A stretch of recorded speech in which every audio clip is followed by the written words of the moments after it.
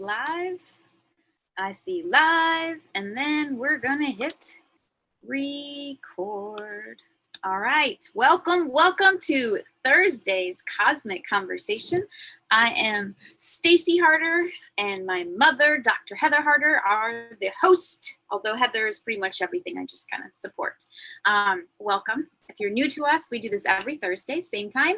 We go live on Instagram and live on Facebook until otherly noted, but as of now, you can always join us on Zoom. If you'd like to sign up on the email list, you can go to heatherharder.com, sign up for the emails there, and then my website is stacyharder.com.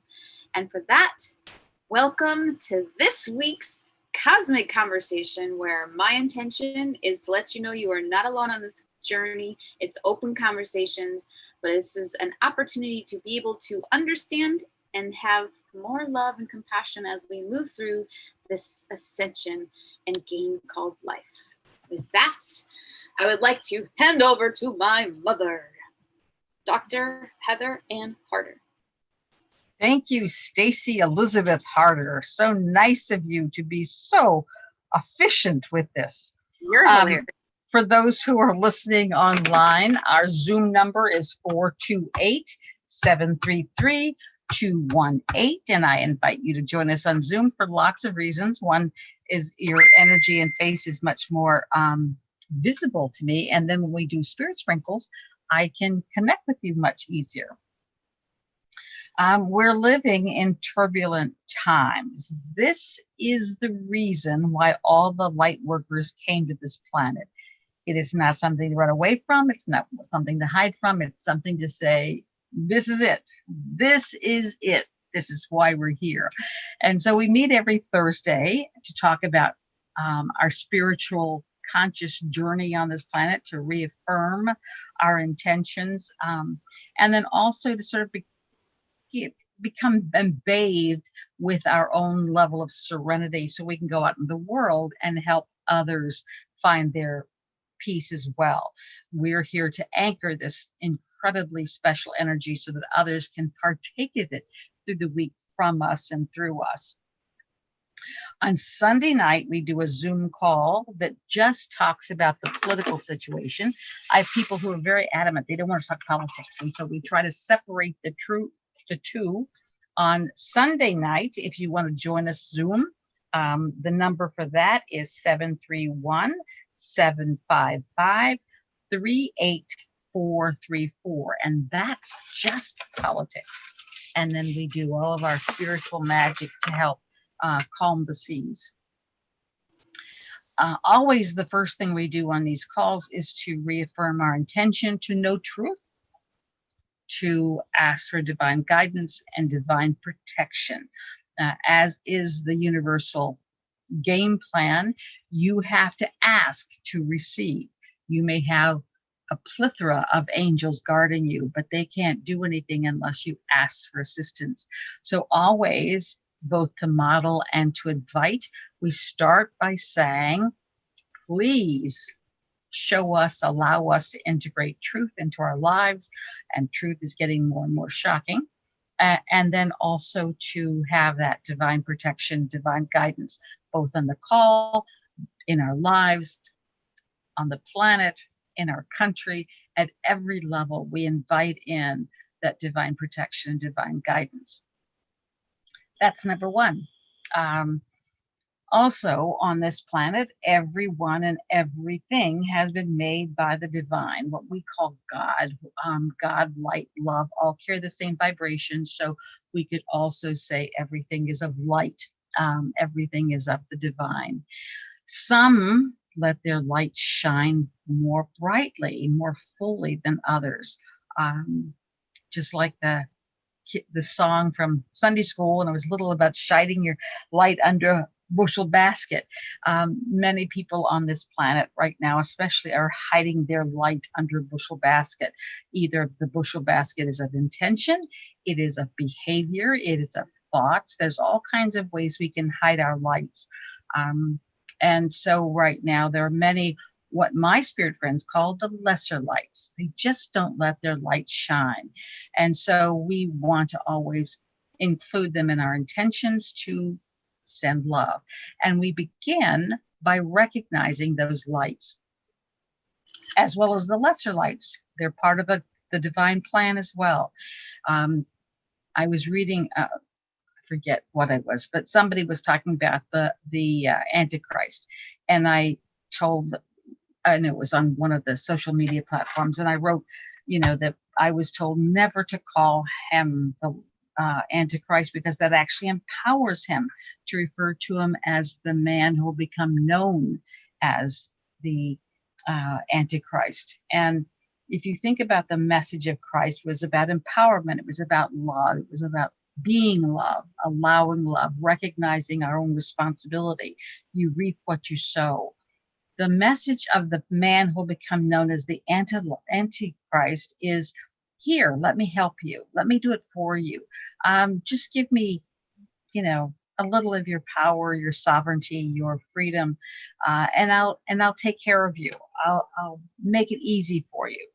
And so, and one of my little skirmishes with the man who'll become known as the Antichrist was many decades ago, but I was told that he was mucking with the weather patterns, and we were getting all kinds of flooding. And so I recognized this wasn't a natural occurrence, and so I stepped up to send love and light.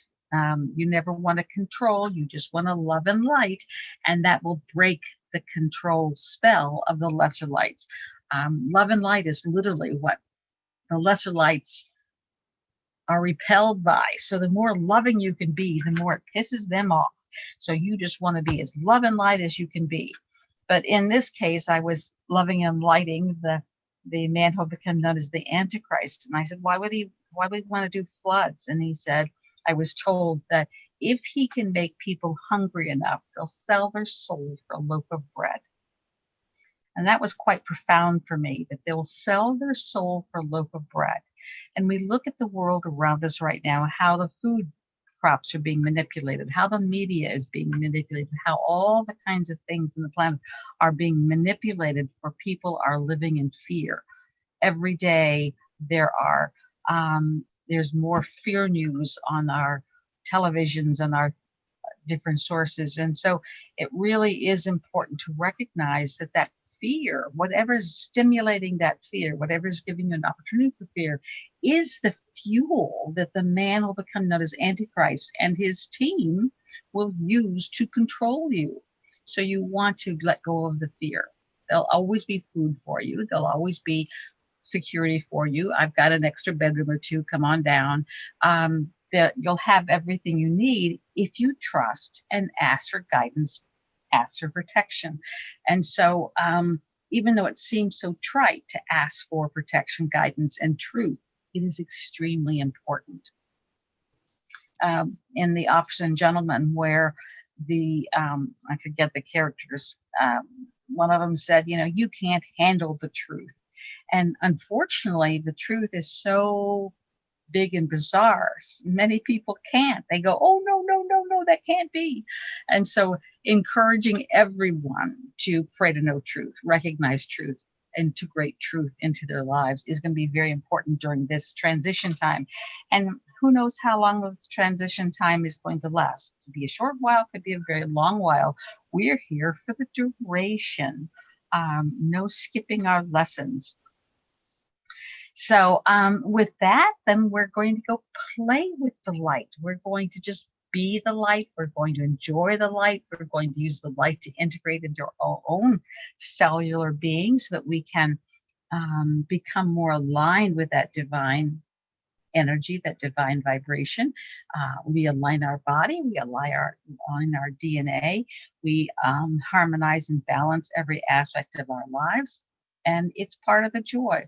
And then along the way, we send light and love to all those who I'm guided to do. And then also while we're doing it, you can send light and love to anyone you feel that also needs it. Before we get started with our light and love experience, anybody have any questions or comments? Welcome to all of you who are, isn't it interesting how I've got these dogs all along my feet now, how the dogs and cats are all attracted to the light as well. So, all right, I see there's no hands going up, and you can raise your hands electronically or the old-fashioned way. So, Stacy. There's on the comment that says, love that. Good. I don't like war images, but one I found myself saying a lot is about love bombs. Just bomb the world with love. That's a vibration that really will take it to another level. And when the energy's high enough, disharmony, war, hate, this lack of integrity, corruption, greed can't function. That's why we're here. So the more you can just send that love and light out, the more powerful both you become and the more transformed everything around you becomes. So with that in process, whether you're online or whether you're in studio, just set the intention, take a deep breath and go to center. The center is your imaginary place. I also call it your happy place. It is the place where you're most aligned with the divine and your divine team. Everyone on this planet is connected to a divine team. You cannot be alive on this planet and not be connected. Some of us acknowledge that more. Some of us interact with it more, but you all have equal access. And so in that center, I like to imagine like a tube of light. And as we step into this spotlight, this super light, we just let it permeate every cell of our body. Just feel that incredible feeling, like stepping into the sun and feeling it against our skin, feeling how it feels. And then imagine the light that you are going up into the heavens as that energy of the heavens is coming down to you and through you into this earth. You are here as an ambassador of the divine to funnel the heavenly energies into this planet. Only those living on this planet can make a difference. Only those living on this planet can have an impact on the outcome of this great experience. So be grateful, and I thank you all for joining me and connecting with this light and love. You are here to anchor heaven to earth, that heavenly divine energy into our planet. So just be that conduit for a moment. Just feel how it feels as this energy goes to you, through you. And then imagine this light growing. You have the power to expand this light and connect with all those others on this planet, whether they're on this call or not, all those we're in other dimensions who are here to serve this planet, to assist it in its transformation. Just join this light into one magnificent oneness. And then we're going to send this light into the earth, filling every cell in, on, and around this planet with light. Within this planet, there are lots of caves and tunnels and tubes and voids. We're just going to send love and light and fill every space that's on this planet. On this planet, there are creatures, big and small, that live in this planet, on this planet, around this planet. And we're going to fill them with light and love too. That deep appreciation for the job they serve. And certainly a deep appreciation for the earth itself. She has given us lots of opportunities for growth, and this is a big one and an opportunity for us to give back. And then we're going to see that light and love expand even more and go out into the atmosphere, surrounding this planet with light and love. The atmosphere is to this earth as our skin is to our body. It's a very important protective covering. And our job is just to fill it with love. There are many people and beings that are here that would love to destroy this planet, destroy the atmosphere. They're manipulating it, they're changing it, they're altering it for their own agenda. And we're going to love them too. So imagine everyone and everything that is trying to alter this planet and its atmosphere. Just fill them with love as well. You don't need to know a name, you don't need to know a location. All you have to do is just speak the words in your mind, see it, say it, knowing you are all powerful. Once fully awakened to who you are, you too can raise the dead and walk on water. Right now, we'll be happy just loving the planet and loving the atmosphere and loving those who are doing their best to undermine the health and well-being of this planet and its atmosphere. And then we're going to send love and light to all those places where there is hate, where there is violence, where there's conflict, either intentionally created or just happening through circumstance. We're just going to fill those spaces with love. So imagine the armies being bathed with love. Locations, even in this country, the cities where there has been protests and drama and hate and violence and destruction, we're just going to fill those places with love. And all the officials who take care of those cities, from city councils to mayors to governors, just fill them all with love. The weather patterns are how the earth finds her balance. They're very important. Just like when you get a cootie, you may throw up or you may get diarrhea, but it's a way of purging those cooties. The weather patterns are the earth's way of balancing what is out of balance. So just love the weather patterns. And whenever there's extreme weather, the first line of action should be to love it. This too is a day that God has made, and we rejoice. And the more we can love it, the more we can calm that storm.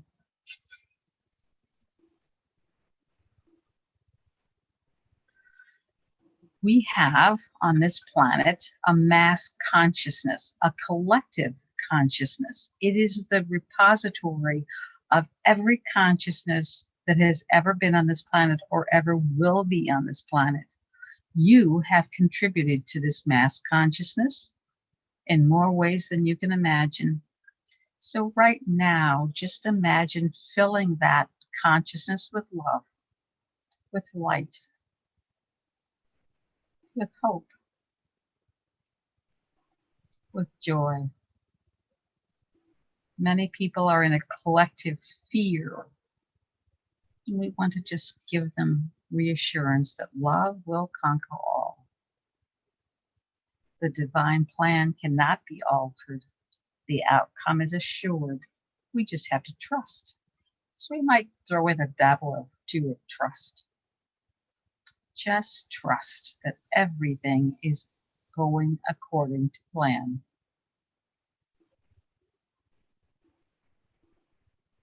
And then we have a lot of leaders on this planet, whether they're corporate leaders or organizational leaders or political leaders.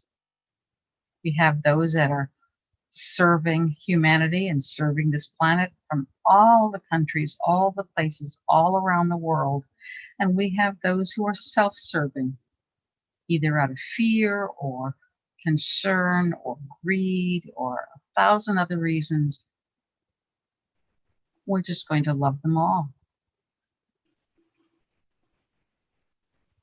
And again, ask truth to prevail so that we know which is their motivation. We're just going to love them.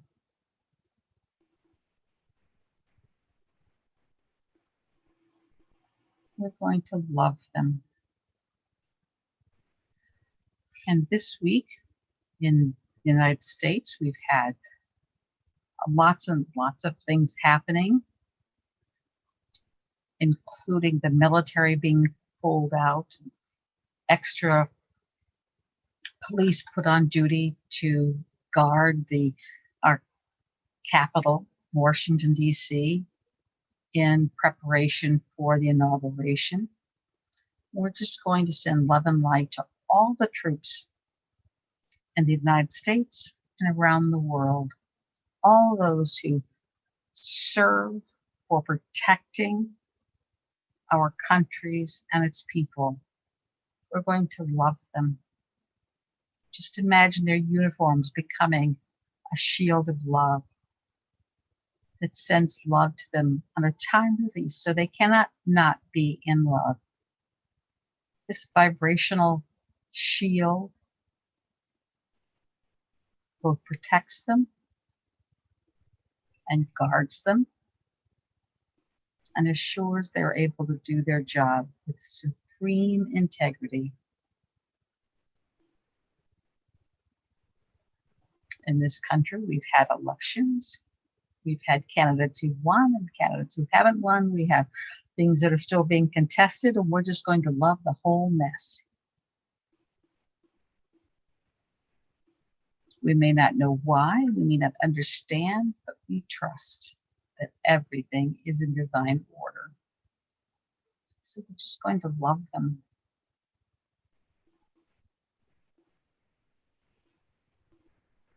And we're going to love the president-to-be and the president that is, and all those who serve them. We're just going to love them. And as I've said earlier in this call, there's a person who will become known as the Antichrist. He has a very, very strong and conniving army that works for him and with him. We're going to love them all.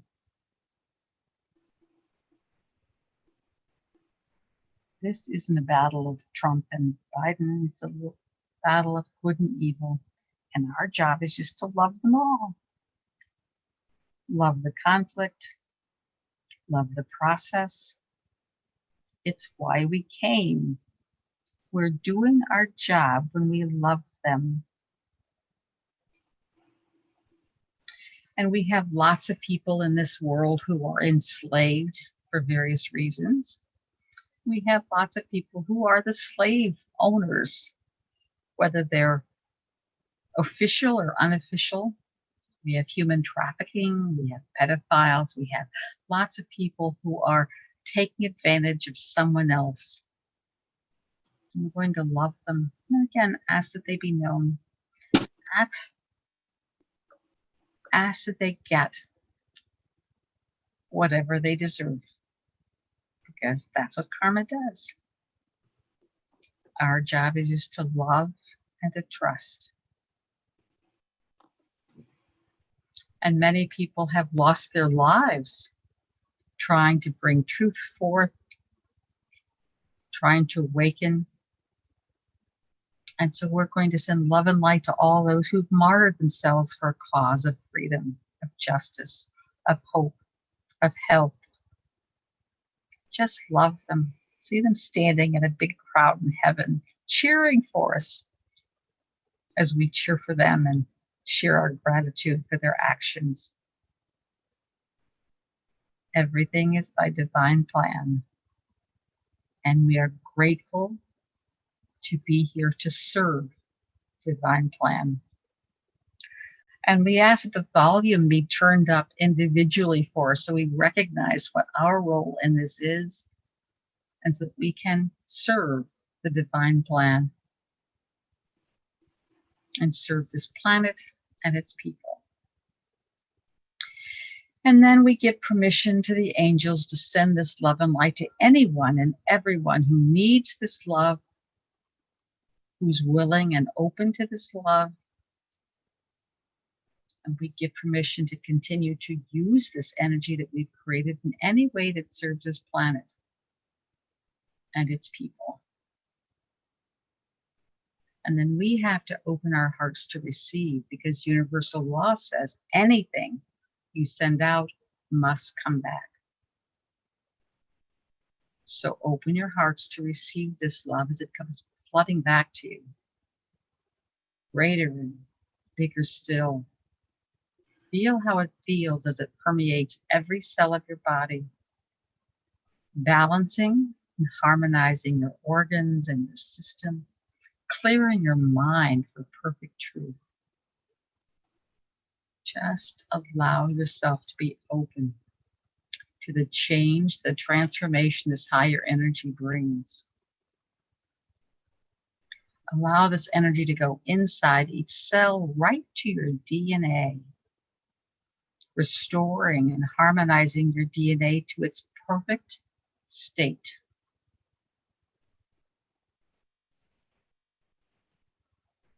And from the inside out, you are made whole. You are recalibrated, rebalanced, so that your divine blueprint is restored.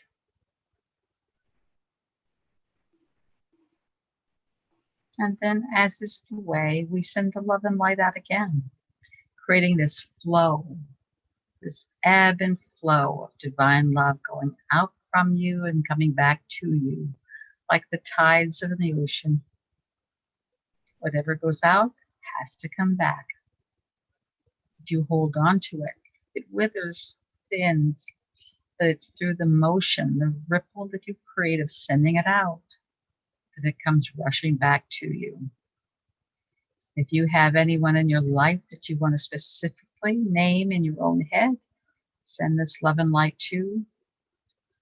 Anyone and everyone, there's no shortage of it. The more you give it away, the more it comes back to you manyfold.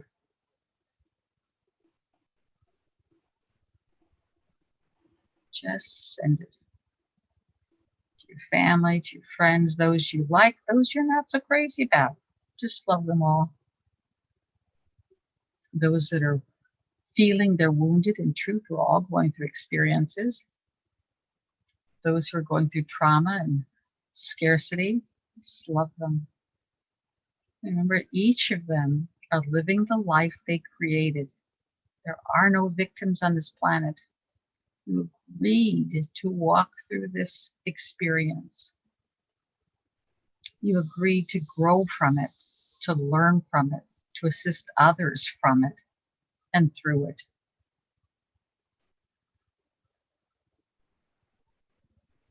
Love those who agree with you. Love those who don't. Sending love through all the social media markets, all the media, broadcast, all the print media. Just see every word, every particle of every aspect of the media being bathed in love.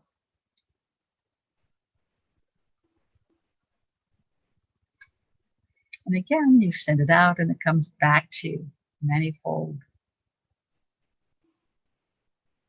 Take a deep breath and anchor this energy, anchor this flow, anchor this ripple that you are a part of. And when you're ready, just come back to the here and now, allowing yourself to bring this energy back.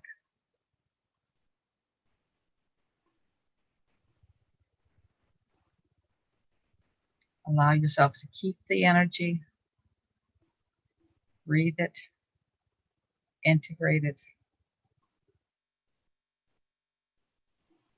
Love the part of you that allows it.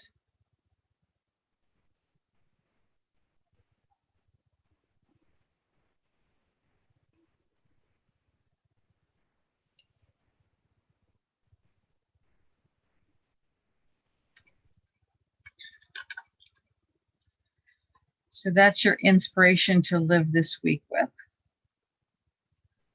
Unless you join us on Sunday, and we'll do it again more for the political world.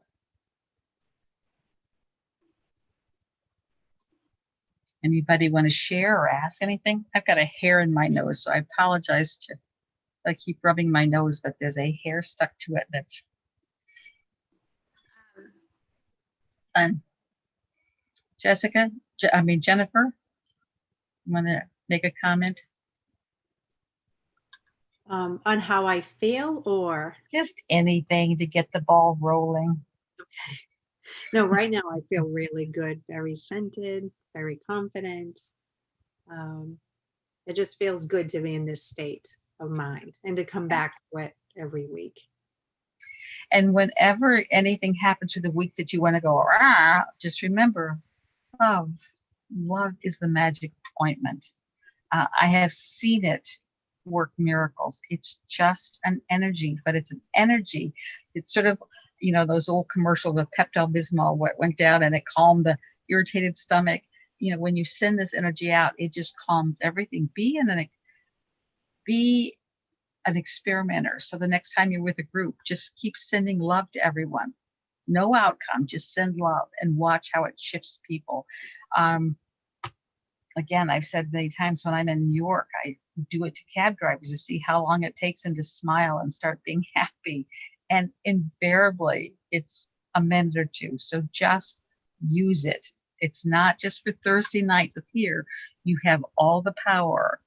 It's just do it whenever you think about it. Do it continuously. Wake up in the morning and send love to everybody. Go to bed at night, send love to everybody. Some parts of the world are just getting up when you're going to bed, so love them.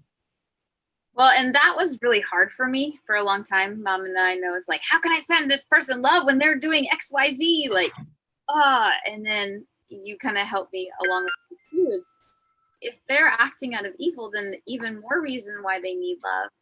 We're not here to judge them. We're not here to do any of that. But I think once you can get to that point, it is so beautiful and it feels so good. But it also means you have to love yourself. So it's nice when you can love yourself, but you can love other people even before you love yourself. In fact, the more you love other people, the easier it becomes to love yourself. You just keep using that energy because we're not talking about the emotion love. We're talking about the energy of love. And so you can turn on a light switch and have light without understanding how electricity works. And it's the same thing. If you just use it, you'll begin to see the demonstrations of how effective it can be. Put food out, 2 bowls of food. Send love to one and watch how they rot differently. You're literally changing the molecular structure by just loving them. Stacy, did you have a hand up? Yeah, I wanted to. So there's a few comments. One was that Twitter and Facebook lost over $51 billion in value combined in just the last few days. And then someone else said, okay, so let me speak between them though. What I would say is couldn't happen to a nicer source. So we just love it and know that everything is divinely perfect. Now go ahead with the next one. Well, so Laura added at Mafioso, send them more love until they get dismantled. In a smiley face. And then there's a comment, I keep asking for instant karma. And so they're doing it to themselves like an animal eating itself. Well, as I said last week, and I don't remember which show I talked about, but evil, E-V-I-L, is the word live spelt backwards. Things that are evil are going against the flow of life and they self-extinguish. So we don't have to worry about fighting evil. They'll do themselves in. All we have to do is love them. Don't feed the monster. If we think about evil being a monster, we don't want to feed it.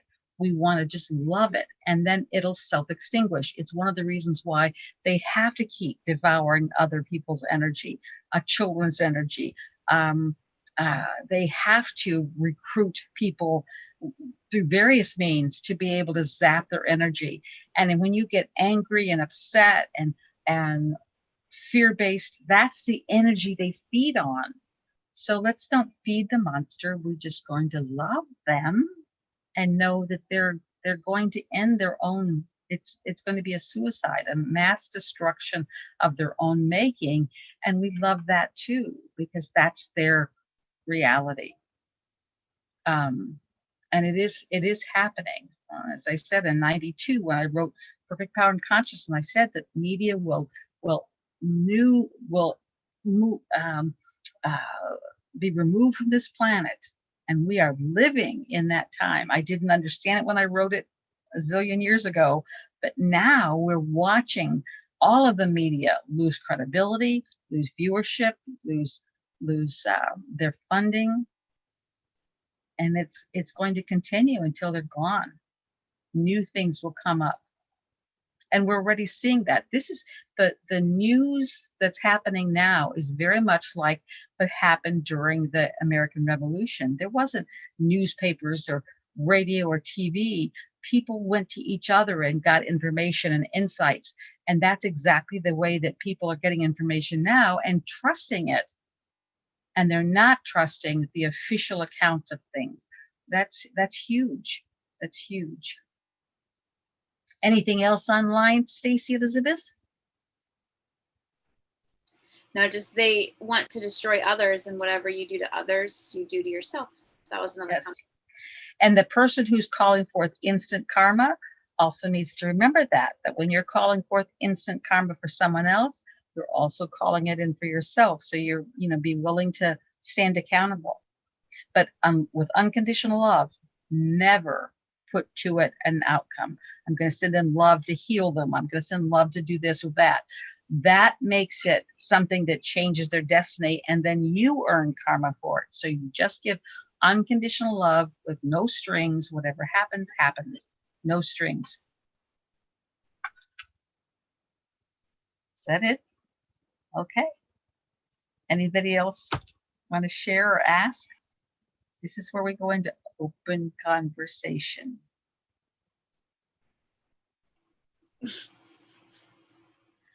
All right, we got it. Since we're on the topic. Okay. So this is what I heard. I went to speak with my 2 uncles who are born again Christians, because I really feel like we're living in biblical times. And they did tell me that Satan rules the airwaves. Have you ever heard anything? I got chills on that, but no, I've never heard that before. Anybody else get chills? Chills are the way your soul says, pay attention, this is important. And so I got chills on that, but I've not heard that. But yes, this really is, as I said, a battle, a conflict between good and evil. Good will win out when we all are ready to move into good.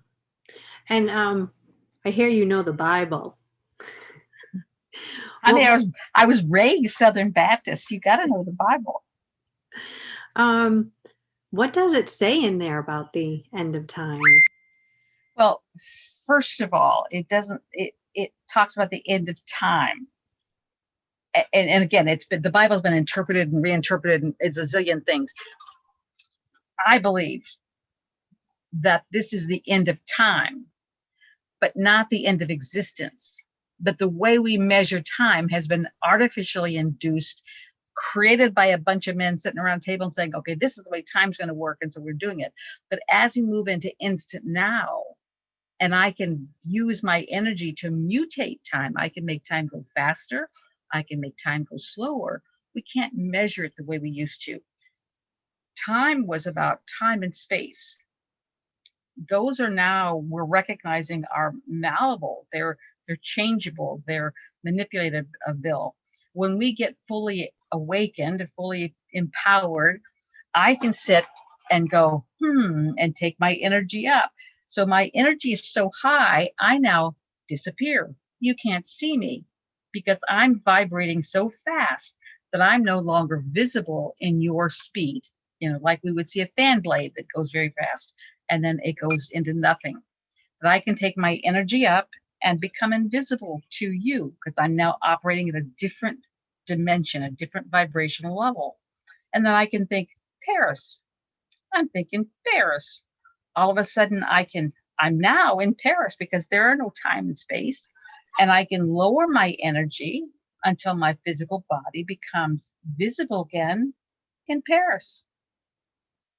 And so as we begin to recognize that movement, and again, I'm sure you've heard lots of stories. I certainly have had lots of experiences with it.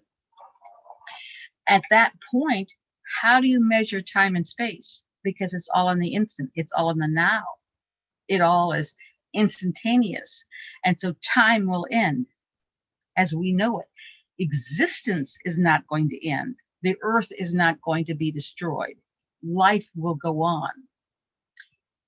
However, it will be different than what we have experienced in life 5 years ago. Heavens, most of us can say life today is different than it was a year ago by big, big, big things. In another 5 years, it's going to be very, very different. When I wanted to let you know, for instance, for those who don't know, I was born in Tennessee. I loved the South. And if you want to tell someone how to get to your house in Tennessee, it wasn't go down to the corner and turn on West Street and go down 3 miles. It was go until you come to the big apple tree that's on the corner by the broken gate.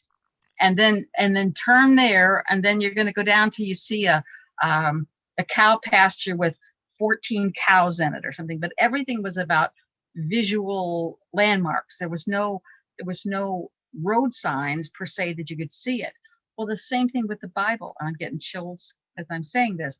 The Bible couldn't say, hey, wait till you get to this time, because time is malleable. 1984 is more now than it was in 1984, because we've been able to stall off and change and alter things. Well, during the biblical time, it was when you get to the time when mothers are turning against their children and children are turning against their parents, when you see the sign that this and this is happening, be aware. This is significant. And so the signposts that the Bible talked about were so that we would recognize the significance of this moment. And we are.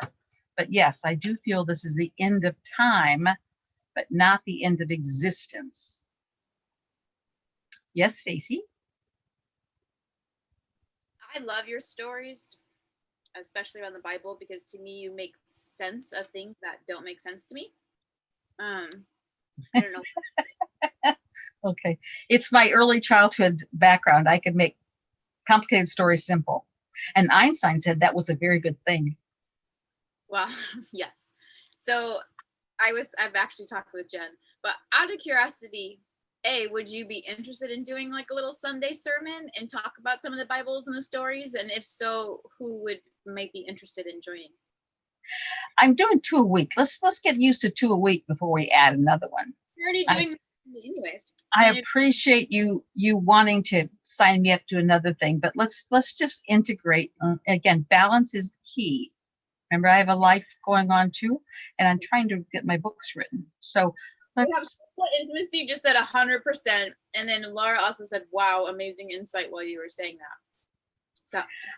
Well, tell them to email me, Heather@HeatherHarder, and I'll put them on the list. So when I offer a Sunday service, I actually, at one point in my life, I wanted to have a little church and do Sunday services. I would like to do that. I do have my minister's license just for the fun of it. I've never, quote, officially used it, but I've spoken at lots and lots of churches as guest speaker. But at this point in time, let's just move slow. I'm not guided to do that yet. Well, if you like it, then email her, because she's more likely to listen to you than me. So Heather@HeatherHarder.com. Well, if there's enough interest, and I gotta check my sources. Okay. Someone already said they're going to email you. Okay. So my other question was, though, because the reason why I'm saying that too is most churches are closed down right now. And I find that this moment is how we're literally gathering with our soul tribe and family. Like, I feel closer to you all than a lot of people I've known for years. And I just really think it's a magical. We are family. I got all my sisters and me. Oh, for those who remember, I said I wanted a pom-pom. I went out looking for a pom-pom. I couldn't find a pom-pom, but I found a teddy bear that says, "I love you." So that's my waiver when I wave. Okay. So is there anything else now? Anybody else? Try Dollar Tree for your pom-poms. Okay.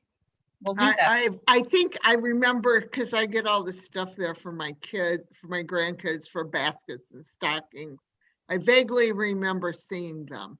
Well, we'll check in. I almost ordered you some on Amazon, but last time I did that, you yelled at me. Yes. Well, not really yell at me. It says, okay, got. Can you talk about what was brought up on Sunday regarding people's colors and when they are combined? Oh, that was about sex.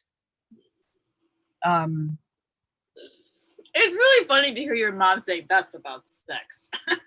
Sorry. Well, and again, it's a big topic. I mean, because it's almost deserves its own. When I can talk about something for 2 hours or more, just pure about that, then that becomes a workshop, and it's almost like sex needs to become a workshop. But just to summarize what the point that you're asking, when you have sex with someone, casual sex, permanent sex, doesn't matter what kind of sex you have, when you have sex with someone, you combine energies, and it's not a choice, it happens. When you combine energies, you're taking on all their energy, they're taking on all of your energies. And the example I use is if he's a red energy and you're a yellow energy, you now combine and become an orange energy. And when you separate and go about your ways, you stay an orange energy. It's one of the many reasons why someone who has been victimized and raped, it's so disturbing because they didn't sign up to take on their energy, and yet they do.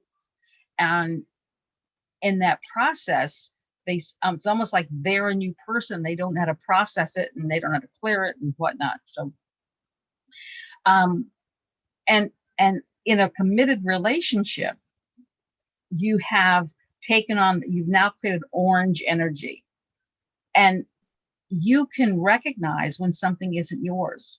For instance, has a lot of anger about X, Y, and Z, and because it's not yours, you can heal that much faster. You can get rid of it much faster. So you're actually helping your partner get rid of their rough edges. And by the same token, they can help you by getting rid of the stuff that really wasn't theirs, but now they have.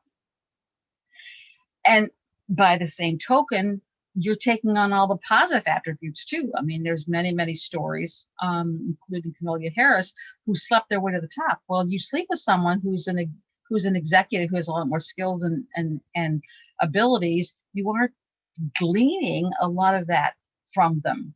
But and in a committed relationship, that's why relationships and especially sexual ones can catapult you through a lot of experiential lessons much faster. If you're just sleeping around and you get some bad choices, it can also put you in the tank really fast. So you want to be very selective with who you sleep with. And I mean physically sleep as well as have sex, because at night, all of your energy centers open and you're taking in the energy from all these people. So if you're just sleeping in the same bed with them, even if you're not having sex, you're still taking on that energy, but to a much lesser degree. And then when you're having a whole lot of casual sex, if you can remember when you were in preschool and you missed red with green and purple and black, and you end up with this terrible cocky green. And so when you're having a lot of random sex, you lose yourself totally. And it's one of the reasons why it takes so long to clear out. For the committed relationship, you actually can move through faster. It's one of the reasons why the Bible talks about, being in a committed relationship, because when people were just randomly having carnal knowledge, it was destructive to their soul. It was like, taking beautiful silver and grinding it with star pads. It took the sheen off their soul. Whereas when it was a committed relationship, it really allows you to move forward in a much more powerful, intentional way. God bless you. God bless you, Stacy. Thank you. So that's a quick summary. Any other questions, Laura? Let's talk about sex, baby. And one of the things that I advise people is don't have sex with anybody until you know what their issues are. And then you make the decision, am I willing to take on their issues?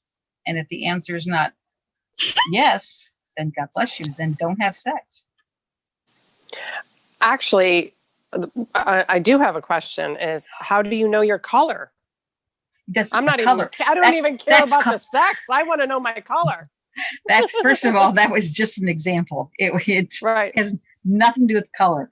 I just use that as because we can understand primary colors and secondary colors. And when we mix Yeah. primary colors, we get a secondary color. And so that was just an analogy. It isn't about colors. If you want to do colors, then we talk about auras and things, and that's just Auras. the interpretation of colors. It really isn't. Right. You're not really yellow, but what your energy is doing coming through the atmosphere, it's the people who are perceiving it are taking it as a yellow. Like when we watch a sunset, the sunset or sunrise will be different colors based on whatever the dust particles are in the atmosphere. It's filtering through that atmosphere to give us the illusion of color. The sunset isn't really that color. It's just what we're seeing. If we were in a different part of the world, it would appear a different color. So the color is just something. So you just pick whatever color you want and you just say, I am a purple or I am a whatever you are. But what you want to do is recognize that you want to keep your color as pure as possible until you meet the person that you're willing to mix paints with. Right. Knowing fully what that means. Yep. Got it. Jennifer, go ahead. Oh, that was good. That was really good. Okay. Yeah. Until It's you're not ready about for colors. and until you know if you don't know what their issues are, you don't even know what you're getting yourself into. And so you need to hang out with them till you're real sure, if they're a narcissist, okay, just know you're getting involved with a narcissist. If they're a violent, angry, hurt, injured creature, you need to know that before you engage in taking on all this shit. No wonder why it's been forever for me. Well, And me too. in your spiritual evolution, you will go through a period of what's called sort of a sexual dry period, even if you're married, because what happens is you have to clean out all of your energy in order to move it ahead. It's much harder to move two people if they're not at the same speed, so that you have to get clear. And so there will always be a period of non-sexual activity, because the sexual activity is also very powerful into itself. And so you have to get clear before you can go on to someone else. Whenever two people have sex, the divine is always there. Sexuality is one of the most spiritually sacred things that you can do. And so when humanity has used sex to control and manipulate and violate others, the most huge violation you can do, and there is a huge price to pay for sexual violation or sexual manipulation. I mean, we think about, oh, how awful these men are that rape women, and they are. I mean, I'm not saying in any way they're not, but women use sexuality to control and manipulate. That's just as bad. Maybe not as bad, but bad. And so we have to get really clear on lots of things before we can enter into a sexual relationship in a healthy way. And that's our goal. By the way, yes, ma'am. one of the comments on here that I thought was amazing. Okay. They grew up in Poland. Yes. He says, I'm Polish. Grew up in a household where someone speaks truth and another sneezes. It solidifies the prayer hands. And I just thought that was hilarious. That's funny. I didn't even know that they're sharing that. I know, right? That's kind of fun. Well, that's her talking. Literally lets us learn a lot about each other. Even if we don't agree on things, it's really very informative. So thank him for sharing that, or her, whoever. Soulful intimacy, I'm assuming it's a woman. It feels like a feminine. Intimacy and sexuality are not necessarily the same. Intimacy is when we allow people into our hearts. And it's a state of vulnerability. It's a state of connection that many, many humans are afraid of. And so they put up these shields and these walls and these protections. But intimacy is when you're totally authentic, no protections, no covers, no pretends, no false faces, no armor. You're just who you are. I am intimate with everybody on the calls. If you know me personally or you know me professionally, I am exactly the same, like it or not. It's who I am. And it took me many years to get to that state. That's intimacy. That's the human connection at its most profound way. That's different than sexuality, which is another level of engagement. You have a comment that this should have been taught in home economics class. And then You know what? Unfortunately, most teachers aren't competent to teach it. Can you, in order to teach something, you have to understand and know it. And teachers are taught, as a teacher, I can say this, and as a teacher of teachers at the university, I can say it. There are so many expectations in teachers. We should be really happy if they teach kids to read and write, but stop expecting them to teach everything else because they're not competent, they're not qualified, they're not trained. I couldn't teach this 20 years ago, and I certainly couldn't have read a book and taught it. You have to really be in a deeper place. So just be grateful you found me as your teacher now, and I can teach it. We can talk about sex and all that stuff. Well, and I teach sacred sexuality, a certified tantra educator. So I also put, can you tell she was a professor? And then ready for this, Soulful Intimacy said, smiley face, 100%. I can listen to her all day. And then, and I could talk all day because I like teaching. It makes my heart sing. So I really, really, really, really like teaching. Which is why back when I used to travel, I'd love traveling all the places and doing workshops and training. And I haven't done that now. A very thing that I think is really deep. So this is from Cozy Cohen. I'm not sure if this talk is just about sexuality, which it's not. It's a cosmic conversation, so it's totally open to questions. So she said, assuming it's not. And Laura wanted to ask about sex. Laura wasn't going to ask questions. So. Good. No, it wasn't about sex. It was about color. That's how we're, okay, go ahead. So Mom, as you could tell, is a big fan of questions because she likes questions. But so she put in there, can you speak to how to survive in this dark matrix and live a beautiful spiritual life in spite of it? And first and foremost, this is exactly why we do these calls. And Mom, there you go. Well, first of all, recognize you're in the matrix of your own creation. So if you're in a dark matrix now, get the hell out of it. You created it. So start this moment recreating a lighter matrix. I'm living in the same world. If you're in the US, then we've been in the same country going through the same situation.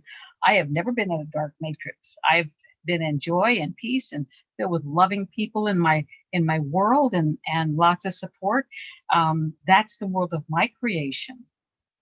So if you're in a dark matrix, look to see what you've done that created it, what you've done in order to experience it, what you've done that it's teaching you, because either you have signed up for it or you have created it. And we're all where we need to be. There's nobody in the wrong place. There's nobody on the wrong path. We have an automatic correcting system, like a GPS for our souls when we get off our track. So wherever you are, it's because that's where you need to be for whatever you're going through.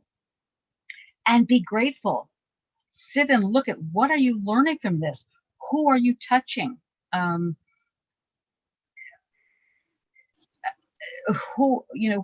what is your place of power in that place? And I don't ask more questions because I don't know what else to say. But That's because that question is so huge. There's so many ways to go in. I would say if you're new to this world, join my 4-week class starting on Sunday. It's 111 for 4 weeks, and I'm going to go into a lot of this stuff. It's basically, you can see who my mom is. So I've been raised in this mentality for over 40 years. And it's kind of my takeaway of my most important things to get you to create your life of your dreams within 4 weeks. So it's going to be a lot, but it does start Sundays at noon Pacific time. It'll be over Zoom. She missed the love meditation. After meditation, we all feel frisky. We started asking about sex. And also, these are recorded on YouTube and stuff, so you can go back and re-listen to it if you want to do the meditation if you missed that, because it really is a very important thing for getting you in that right space. And I would start with the 3 things. One is my YouTube is Stacey Harder. If you're kind of new, the first thing I would do is start every day with ask for protection, guidance, and to know truth. I would turn off all news sources and go inward. Start asking questions. Ask your body, what does truth feel like? Show me truth. You start connecting to all the different pieces and finding internal guidance. But this, for me, is a journey from head into heart. And that, yes, we are creators, but also this is a very different operating system than what we're used to. So we have to do a lot of diving. Someone said shadow work. There's a lot of all kinds of everything to be able to release the judgments, fears, attachments. We have to move through all that into that unity of we're all one, we're all divine, and we're in this game together to shift the planet. And the more love and light you can just use in every now moment, the better, the faster, the quicker. I wouldn't say the better because there's no good or bad. It's just all that is. But the higher timelines, the quicker timelines with ease and grace, it's all up to us. And that's why the importance of that. Importance of unity consciousness that we were sending love to is really, it's huge. So you are so important on this together. And definitely pick out friends who are inspiring you to think outside of your normal thoughts and follow this. Who are you drawn to? Like here, you found us. Like those are gifts from the universe. Appreciate them. All right, now I'm going to say something. Yes. What you want to do is also set your intention. You have hordes of spiritual helpers. All you have to tell the universe what you want, and then listen to your heart and follow that action. If your goal is to get here, people from all different places will take a different path to get there. Stacey just told you a beautiful outline of what she's done to get where she is. It may or may not be the same path that you will take to get where you want to go, but tell the universe and they'll get you there. Just, this is what I want. And then follow your heart. Everybody can do that. If your heart says zig, then zig. If your heart says zag, then zag. It may not make sense in the moment, but you'll be amazed at how it takes you exactly where you're setting the intentions to go. And that's where we start to question things and you feel it. Like if you're like, okay, show me if this serves me, you'll know. But now you have to have to choose differently. It's all a choice. And thank you for those questions, our little peanut gallery out there in the ethers. Anybody else have, and welcome to the new people who's joined us. Mayfer's online, and Anna, and our restaurant, real estate guru. Oh, that's our friend from New York. That's what? That's our friend from New York who joined us many months ago. Oh, okay. If you guys want to unmute yourself, you can. If you have any questions, you're welcome to, but welcome. We're in the discussion place. It's amazing. We've already been online for an hour and a half. It goes by so quickly. So Mayfer, okay. I assume the heart means you love us. So that's nice. And you all have power to unmute yourself if you want to ask a question, or you can raise your hand and Stacey can unmute you.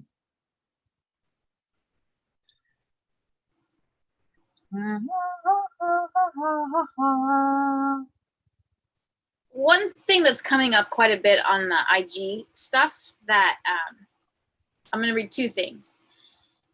But basically, she said that my boyfriend used to watch the news all the time, beyond normal reality, like really. He started experiencing nightmares and panic attacks, and a light bulb went off, and he was experiencing it due to what the TV aired. And then it says TV media just wants you to be in fear and control you. And then he's been completely in a coma. And when I did try to speak truth, shine the light, he thought and continues to think I'm insane. I've stopped for my own peace. And then there's another comment from Mafioso that says exactly, your mind cannot tell the difference. First of all, don't do them. Don't read several at a time. Let me speak between them. So with that first one, when you're partnering with someone who's I'm going to use the term addicted to the news, and I had a mother who was addicted to the news, so I know what that looks like. But when you have a partner with them, it's just like secondhand smoke. You're still getting it energetically. You're still getting it vibrationally. And so it's really important that when you take a shower, bathe, whatever, that you're energetically setting the intention to clear yourself as well, because you're taking it on. And if he's really watching a lot of the news, that person is being reprogrammed. It's a mind control experience. And so when I was being given this information 20 years ago, one of the things they told me to do, which I thought stupid, but I'll do it because I've gotten pretty good information from them, was to set a time, like 17 minutes or 18 minutes or 10 minutes or whatever I wanted, but just set a time and sit down and watch TV for that amount of time and then turn it off. And I couldn't do it. I could not do it. I tried, and I could not do it. Because when you're watching that vibrationally, there are things that are being emitted from that TV, those news, that keep you plugged in and literally are reprogramming you. And so recognize your partner has an addiction, just like cigarettes or alcohol or whatever, and that he has to be weaned off. He also has to see the need for himself. And part of the anxiety, part of the fear, part of the bad dreaming will happen most when you spend a lot of time on your technology. Watching TV is one form of technology. iPhones, doing your social media, all of those things are designed to imprint on your brain and alter it. So you have to recognize that it's their choice. I mean, they'll live with the consequences, but you're also living with that secondhand impact of it. And so you have to find a way of helping yourself. Even if you have a TV in your house that's connected to all those channels, put a cloth on it, put something that breaks that energy, because they're sending energy even when you're not watching it. And so you're being impacted by it. And again, I haven't had TV for years and years and years. I don't even know how many years, because I didn't pay attention to when I quit, but it's been at least 5 years, somewhere between 5 and 10, but I'm not sure exactly the amount. And it was like day and night. It's like, oh my gosh, I don't feel rushed. I don't feel in this hurry. I don't feel like I have to live 14 lives, because even the characters I liked on the show was like I was living their lives and their traumas, and all of them were based on dysfunction. And so I was taking all that in, and my mind was processing all these things that weren't even mine. So give yourself a respite from the technology and see how different you feel. Makes a huge difference. Difference. That's the other thing too. When you go to Ask Truth, I turned the news on through the web not too long ago, and I could feel it. Literally felt like this gross feeling, and it felt like this plug trying to like pull. It felt like my soul trying to like come out, and I was like, "Oh my God!" I literally blessed it and loved it and shut it down. I was like, "What was that?" But it was a very creepy. And you start to get in that fear programming, and it was really bizarre. So bless it. One thing I do is keep my TV unplugged. And so I have a power strip that there's no power going to it. And then I also have a beautiful tapestry that I hang over it as well. You taught me that as a kid growing up, that what they say, some people say there's cameras inside watching you for a very long time. So it's always made me cover and unplug personally, but bless. And okay, one more question that I think is a really good question. All right, Stacy, do you realize when you're giving those comments that you're judging those questions? Better just to accept them and not, oh, this is a good question, or oh, this is, you know, just Okay. I was also no doing judgment. Yeah, Or- no judgment. yes, ma'am. No judgment. There is no good or great. Because the outcome is the good or the bad. The process of judging it is what pushes it away, which is what induces the karma. So you don't want to judge it. You want to just share it. Okay. Now, what's the question? Advice on moving forward while those around us sleep. Not your business.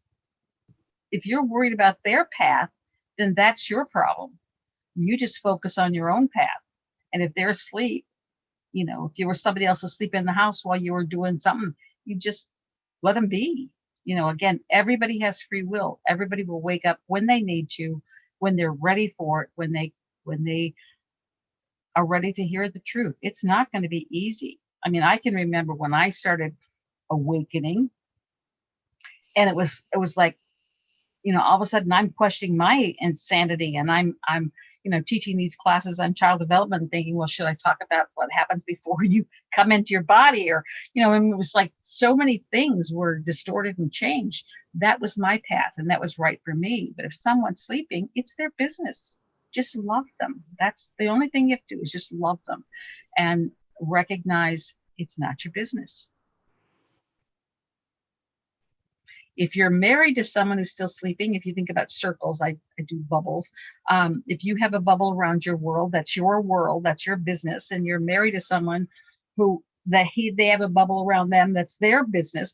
But as a married team, you have a bit of overlap, you know, so that there's places where you both are responsible for what you do or where you live or those kinds of things. But, you know, him sleeping, not your business.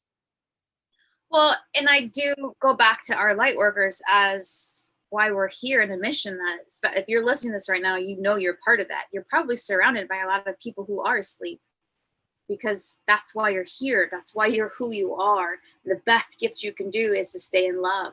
And as my mama taught me, as Jesus, and I get the words off, so just know that I'm not perfect and exact, but as Jesus would say, for those throwing stones at him while he was being crucified, like, forgive them, for they know that no difference. They feel that they're in their truth. And so we just have to love where everybody is on their journey for the divine plan, but really important to stay inside your center, your sovereignty, and be love and light.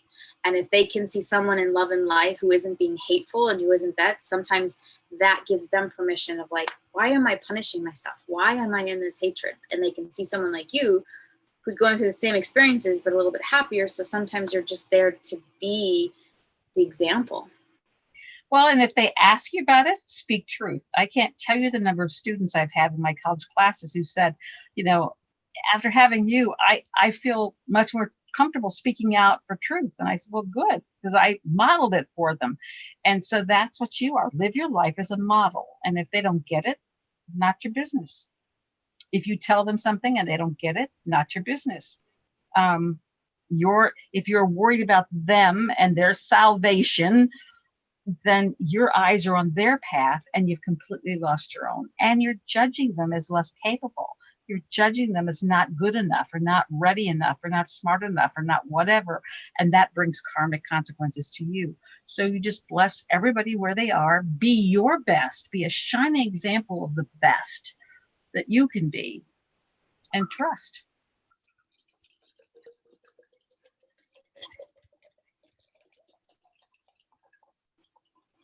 Anybody want to comment? Amen, lady. And we're a society, we've been taught that everything is our business, and it's not our business.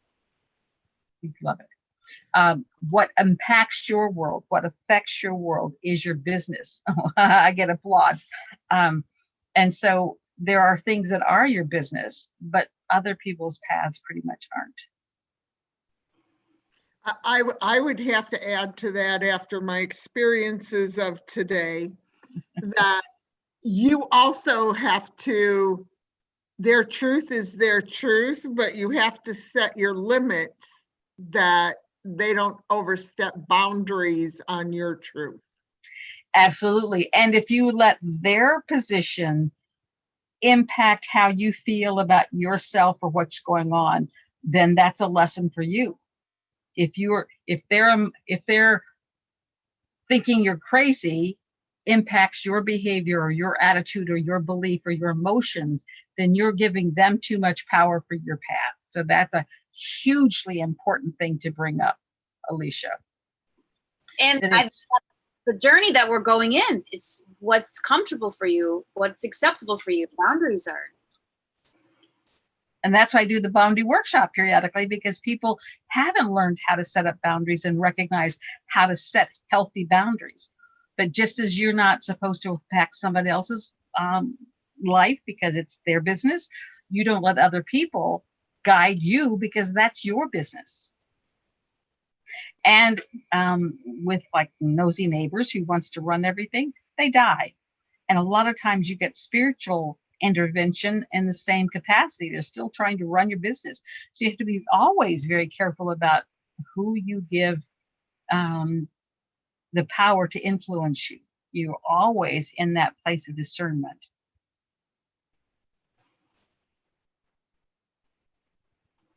Thank you for that, Alicia. And we're so You're happy. more than welcome. And I can tell you, half my family still think I'm crazy, and that's okay.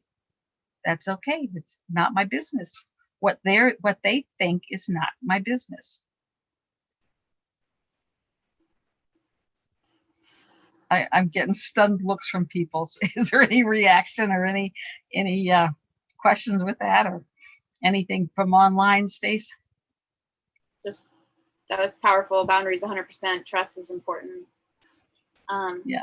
And I love the little icons. I assume the heart is love, that they love that. And I had someone who did a thumbs up. Those are just really cool. I didn't know you could do that.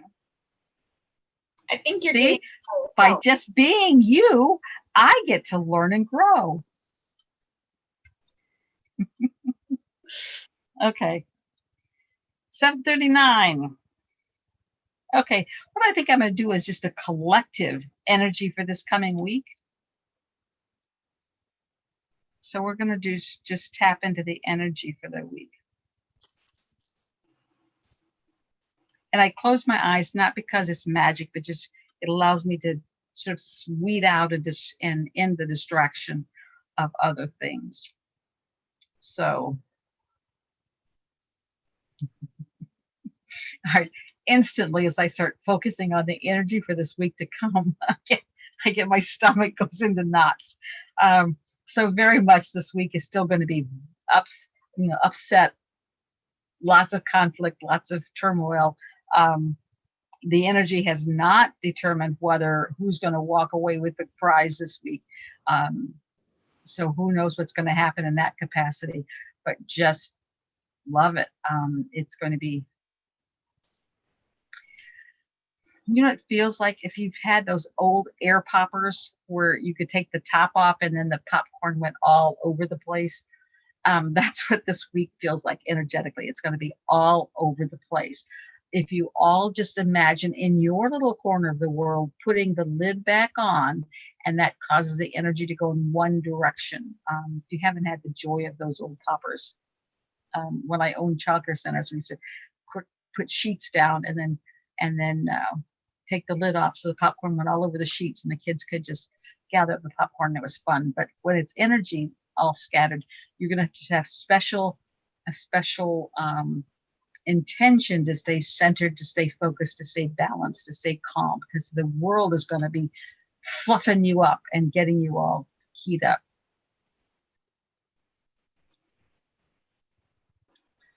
This is a good week to drink what I call cosmic cocktails.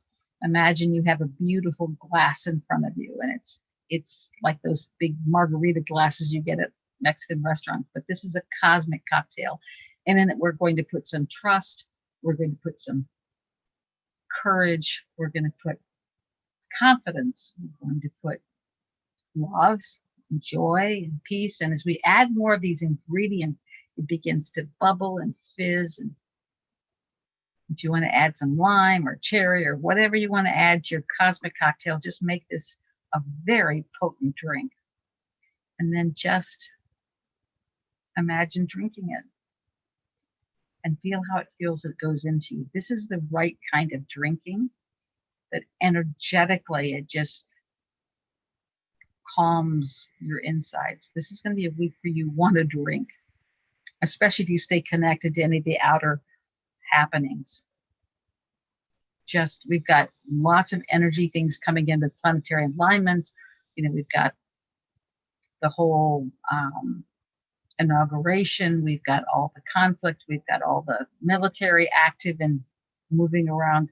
So I suggest that instead of having orange juice for breakfast, or along with your orange juice for breakfast, drink your cosmic cocktail and just let yourself be calm, because you're going to have a week that's going to be, as I've said before, keep a journal. This is history making. This is going to be nothing like we've ever seen on this planet before. It's why you came. So just do your love bombing, and recognize it's not you. You're because of the energy, your mind is going to be, it may upset your sleeping. Sleep more, sleep less, because it will affect your metabolism. And so for some people, they need to sleep more, for some people sleeping less. Because we're active through the night when in states like this doing the energy work, you'll probably wake up more tired than when you went to bed. That's all part of the active duty that you're doing. We think that when we go to bed, we go to sleep. Not so much. Oftentimes we're doing drills, we're doing practices, we're doing a lot of energy work through the night. And so when you wake up, you're tired. And if you talk to other people that you feel close to, whether they're close proximity or not, you'll find they'll wake up the same way, because your team, your, what do they call them in the Army? What do they call those? Your outfit or your Uniform? No, your group anyway has been active, and the same people will be very tired and worn out. But this is going to be a very intense week. Platoon. Yeah. There you So go. With your group. just pay attention to how your body feels and be kind to it. And if you feel like sleeping more, and you can do, if you feel like sleeping less, get up and do something. This is a good week for writing and journaling and processing it, because you'll be, the spiritual energies will be very active this week. And so it'll be much easier to connect with that spiritual energy and pull down information. Again, I tune into it, my stomach just goes into knots. That's not typical. Anybody have any questions about this week? Well, going into what you said, the cards I pulled for this week are keep an open mind. And then I got the Holy Spirit, expect miracles. Remember that only love is real. Miracles occur naturally. Spirit has your back. Then I have Bridget, which is inner strength. Move back to wholeness. Recognize that you have the power. And then the last one I got is divine alchemy, holy alchemist. That more You're kind of doing the whole deck, aren't you? I thought you just took one card. Just three. Just three. Move. It sounds like a whole deck. No, move beyond challenges, focused on what you desire. So for me, and this is very angelic and also galactic, so I say this is a good time to keep contact with your galactic angels, to go in for the strength of the divine within you, holding the light, holding the love. That's also green, heart chakra. And this is very astral, cosmic cousins and angelic realm and all that. Like, hold the faith, hold the light, trust, inner strength. All is divine. Okay. Thank you, Stacy. And we've had a request for some spirit sprinkles. So you can either jot your name down in the chat and I'll go in that order, or raise your hand and whichever ones I see first. So electronically raise your hand, physically raise your hand, or put your name in the chat, and we'll do a few sprinkles. Perfect. And if real quick, if you are watching us, Mama Only does spirit sprinkles if you are on Zoom. So Laura's first, because she wants to tap into your energy, and it's just a lot easier just to be on Zoom for that. Okay. There, if you want to jump on. Okay. And what I do with the spirit sprinkles is I connect to the energy. Your energy has everything in it. It is the Akashic record of everything you've done since you left the divine. So I ask you just to say your name, even though I can sit and read your name. Say your name, because your name has the biggest energy print of you. And then as you say it, you're broadcasting it. So I pick up on your energy, and then I go within your energy flow, and then you can ask a question, because obviously there's tons and stuff in there. So by asking a question, then it just guides the direction in which I go. So with that, I have Laura first. So you're welcome to unmute, and then Nathan, you'll be next. Hi, Laura. I don't have a question. I'm sorry. Now I feel like I'm put on the spot. well, and you can imagine if someone says, tell me something that's in the encyclopedia. There's so much there that the question helps focus it. So what we're going to do is let you think about it. We'll come back to you after Nathan and see if you have a question. Okay, thanks. All right. So Nathan, unmute yourself. Hello, how are you? Good. All right. So should I start out with a question or say my name? Say your name and the question. Okay, so it's Nathan. And I guess it's not really a question. It could be a question, but I just felt like I needed to volunteer. But, I just kind of been, maintaining, our energy with everything going on, and just remembering that, we're really here to observe and not react. So, I guess, if you're in the Akashic Records, I don't know if you can see if there's anything that I'm needed to do besides what I'm doing right now. All right, just stop talking, because there's already lots of stuff that's been clear. And so many of us talk so much, we literally dissipate our energy. So when you're awakening, you tend to talk more. When you're awakened, you tend to be less talkative, because you're holding that energy sacred. And so with you, Nathan, I'm going to say that you've gone through a lot of changes. You're handling the changes very well. It's like a very, if you had ocean waves that were crashing and booming like in a storm, or ocean waves that are very quiet and peaceful. You've got a very quiet, peaceful energy wave. So you're handling everything well. Your wife is very much still attached to you and giving you lots of protection and guidance from the other side. She's not making the transition as easy as you are. It's like she's still wanting to be connected to you, and that isn't necessarily healthy for her. If she wants to be with you, that's great. But if she feels she needs to be with you, that's not great. That's not being able to let go. So for her sake, you spend more time letting her know that you're okay, that you're doing well, that it's time for her to go and do what she needs to do.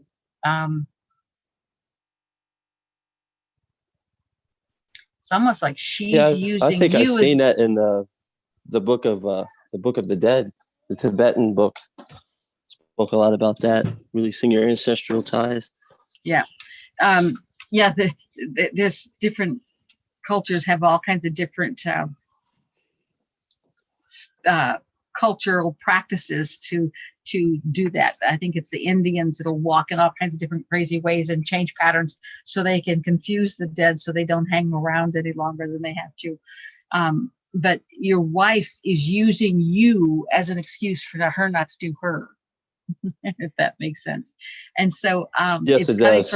It's coming from love, but it's not necessarily healthy. And so you need to let her know that you're okay, and that it really isn't. She can tap in whenever she needs to. It's not like, but she's hanging around because she doesn't want to go and do what she's going to do. I would write her a letter and it'll help you as Mhm. well. But write her a letter telling her everything that was really meaningful for you in your life with her, and all the things she taught you, and really let her know how much you learned from her. And then at the end, let her know that it's time for her to move on and you to be okay with her moving on, and then burn the letter and let that smoke Mhm. be the final connection. You can make a photocopy of it if you want to keep it, but nonetheless, you want to burn the letter and let that smoke carry it to spirit and let her know that it's time to move on, and even call forth a couple angels to be with her to assist her in her transformation. Um, Yes.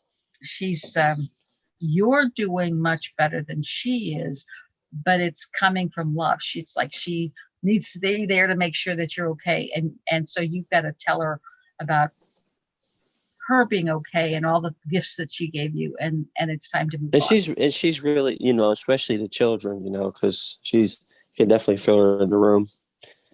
Yeah. It's not the children so much, though. That was an agreement she had with the kids that they all knew that she wasn't going to be around forever. It's really the attachment with you, Mhm. that she wants to make. She feels responsible for you having to work that much harder for the kids and blah blah blah. We could give you a lot of reason. It just isn't healthy, and so help her recognize that it's time to move on. She can come back and visit whenever she needs to, but it will be a visit. And watch what comes up with you, and especially feel it when you burn the letter and Mhm. how it goes. But you're doing very well, and because of your own inner stuff going on, you're not as attached to all the outer stuff going on, so it's not really impacting you as much as it is other people. You've really done a great job of sort of becoming that lighthouse. Lighthouse was just sort of a beacon of light that let other people know when they were too close to shore, when there were problems and stuff. And you are that for many people in your world. And so keep on keeping on. It's actually not as challenging for you as it is for many people around you. So just keeping that beacon of light and trust. You're very divinely connected. So just trust. Thank you. Thank you.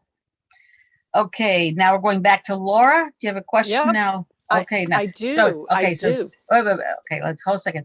I just have to take a minute and release his energy, and I'd like you to say your name and then share your question. Hi, I'm Laura. And my question is do you see me having surgery next month? On what body part?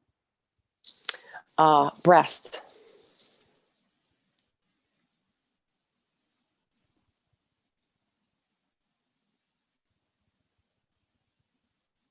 Depends on how hard you want to work. You're certainly on the cusp of it, but it hasn't fully formed yet. And so you really need to set your intention of what you want and be very clear about that. And if I have to decide one or the other, I'd say, yes, you're going to have surgery. It's going to come out beautifully and all will be well. It feels like it's more of an elected surgery. Like, are you having breast implants removed or something? No, I'm having reconstruction after having implants removed. Okay. So it like I said, it felt like it was elective. It wasn't like you had breast cancer or anything like that. It was really a choice. But I do feel that if you should, it's your choice. Go on. Mhm. Your life quality will not be altered with either decision, whether you do or you don't. Mhm. And in many ways, that not having the reconstructive surgery will be a screening factor for you, as you were talking about sex, but because for you it'll be a level of intimacy that you have to cross to do that. And so if you have the surgery, yay. If you don't have the surgery, yay. It'll turn out perfect either way. So it's really in your ballpark. And that's Thank why you. you have to get clear on whatever you want to do. Thank you. Could it be My a joy. matter of postponing it? Well, that wouldn't be a bad idea because everything is so keyed up on the planet. The energy is going to be keyed up, and certainly doctors and nurses and other people can get keyed up as well. But I don't think the outcome will be altered either way. You know, it's again, if you're not 100% certain that you want to have it, then you can delay or cancel. If you are 100% that you're sure of it, are you going to want to get it done and over with now, or do you want to wait for a while to get over and done with? Because the outcome is going to be the same. And Okay, what thank you. if it were me, what I would do, and this sounds a little crazy, I would have some real heart-to-hearts with your breasts. They're the ones that are going to have to go through this. They're the ones that have to go through the surgery. They're the ones that are getting sort of altered. And so I would do some meditation and some reflections and connections with your breasts and see what they want, and at least take their opinion into your decision-making process. One thing too, in the Taoist tradition, as well as Tantric, we all have energy centers and meridian points and everything. So without explaining all them, even just doing simple breast massages as you're connecting and do circular motions in both directions, they stimulate different things. But I would intentionally sit with them, send them love, and have a conversation like Mom said.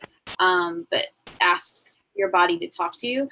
One mafioso said, look into German New Medicine, but encapsulation is not permanent. For those of you that don't know German New Medicine, it's similar to, I'd say, Louise Hay as far as emotional lessons behind a lot of their medicine stuff. And it's not the easiest to look up always, but German New Medicine.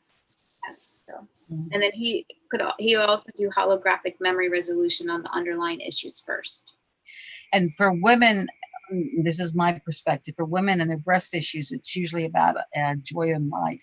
So whatever you choose to do, make a commitment to bring more joy into your life, and only you have the power to do that. So a richness, a fullness. When you're saying that, is there, when natural breast sizes are larger or smaller, does that have anything to do with that? Or how do you think that's genetic? Do you think there's energetic stuff behind it? Well, everything is genetic at one level and then spiritual another. I think there's a lot of reasons why we give ourselves body proportions, and we have issues that we address. And so right now she's having to face those. So, but good luck with it. Let us know. And we can always talk again next time. Thank you. You're welcome. All right. Who's next, Stace? Sam. Sam's been real quiet tonight. So we're going to get her to talk first. And real quick, asked about your readings, and you do. She does. She hasn't changed her prices in 30 years, so $97 for 1 hour private with her, and she calls them private sessions because it's like this times an hour with all kinds of everything. So well, it's also when you come, you're also making agreement with spirit of what you want. So I just sort of do whatever is being guided to do. But so, and Jennifer's got her thumb up. Does you want to say something about it? Oh yes, I thoroughly enjoyed being with you and for that hour that we had. So much information. It's great. Good. And I'm glad because I always enjoy it as well. And we're going to have some new things coming up. And when January's over, I don't want to introduce anything new in January, although there's a lot of new energies coming in. But February is going to be some new things. All right, so let's back to Sam. Hi, how are you? Hi. Gentlemen? My question was, First of all, you got to say your name. oh, I'm sorry. It's Sam. Okay. Now your question. Okay, sorry. I thought you still were. No, it just takes a minute, but your name is what gives me the biggest jolt. Okay. So Recently I've been trying to incorporate meditating every day, just make it a standard routine, and manifesting more.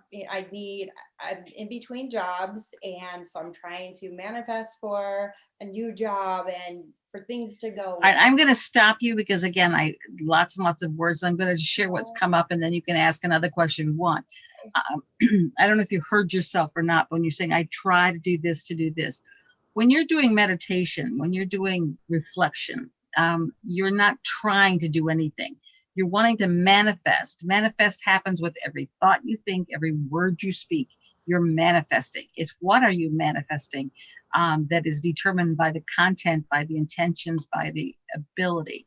And then you're saying you're going to manifest every day to do whatever. That's the absolute wrong energy to go into meditation or into reflection with. You do it because you really want to listen to the divine. When we pray or when we do affirmations, we're speaking to the universe. When we do reflection work, we do journaling work, when we do meditation, we're listening. And so if you are in a space to listen, whether it's for 1 minute or 45 minutes, and people are so proud when they do it for days on end, I would go absolutely crazy for doing that. Then listen. But if your day is chaotic and you're not in that right headspace, then don't feel obligated to do it because you're not helping anybody. You're especially not helping yourself. So when you want to listen to the divine, I think it was Napoleon Hill. I'm not sure, for someone else that he studied. They would call it sitting for ideas. And they would literally go into a dark closet with a paper and pen and then just sit and take notes. They were listening for ideas. But the idea is, do you want to be in that sacred space to receive? So when you're wanting to meditate, when you're wanting to reflect, you receive. Before you can manifest intentionally, you have to get really clear at what you're manifesting. Otherwise, you're just manifesting more chaos. There's a reason why you don't have a job. And during this period of time, many, many light workers are between jobs. I call it recess. You have an opportunity to get clear of the old experience, get real clear and focused on what you want, and then bring that into creation. What would your perfect job look like? And if you say, I don't know, well, that's what you're creating. And I don't know. I hear so many people who are complaining about their job. Okay, they're manifesting getting terminated from their job. That doesn't work either. So you have to get clear, and this is your recess time, your reset time, although they're banting that word around, I don't like it. So what is it that you want? What is it about your old existence, the pre-recess, that was not as desirable as you want? And then get very clear. And I believe in writing. I have notebooks and notebooks of things when I first started out writing it out, because my mind was so active when I was writing it. It helped focus my mind. If I was just thinking, it was like the popcorn jumping all around. So I had a much harder time focusing on anything. But then, so get clear on what about your old life you want to leave in the past and what you want to bring into the future, and then what you want to create in the future. The ideal job, what does that ideal look like and feel like and is? I mean, we again do workshops on manifestation because it's such an important topic, but you can't not manifest. It's just most people are manifesting crazy, chaos, scattered, whatever. And the first thing is you have to get clear. You're sort of in the middle of discovering your power. You're playing at the edges of the ocean. You haven't really stepped into it fully, but you're aware that it's there. Does that make sense? Mm-hmm. And so what you want to do is also begin to really trust your own divine connection, your divine power, your divine ability to manifest. If you have doubts, if I ask the universe for X, Y, and Z, but I'm doubting that they're going to give it to me because that's too hard and it's too expensive and it's too this, too that, you can be sure it's not going to show up in my life. Whereas when I really, really want something and I add that passion, that feeling, and I know it's coming to me, it's just a matter of time. I know it's on its way. It can't be stopped. And that's where you need to get to. And it starts with trusting yourself and your divine connection. Well, that's what I was getting at when and I worded it wrong in the beginning. I do stop and try to meditate, so all of those thoughts aren't going everywhere, and I can get my mind clear and then start trying to manifest those feelings, those thoughts.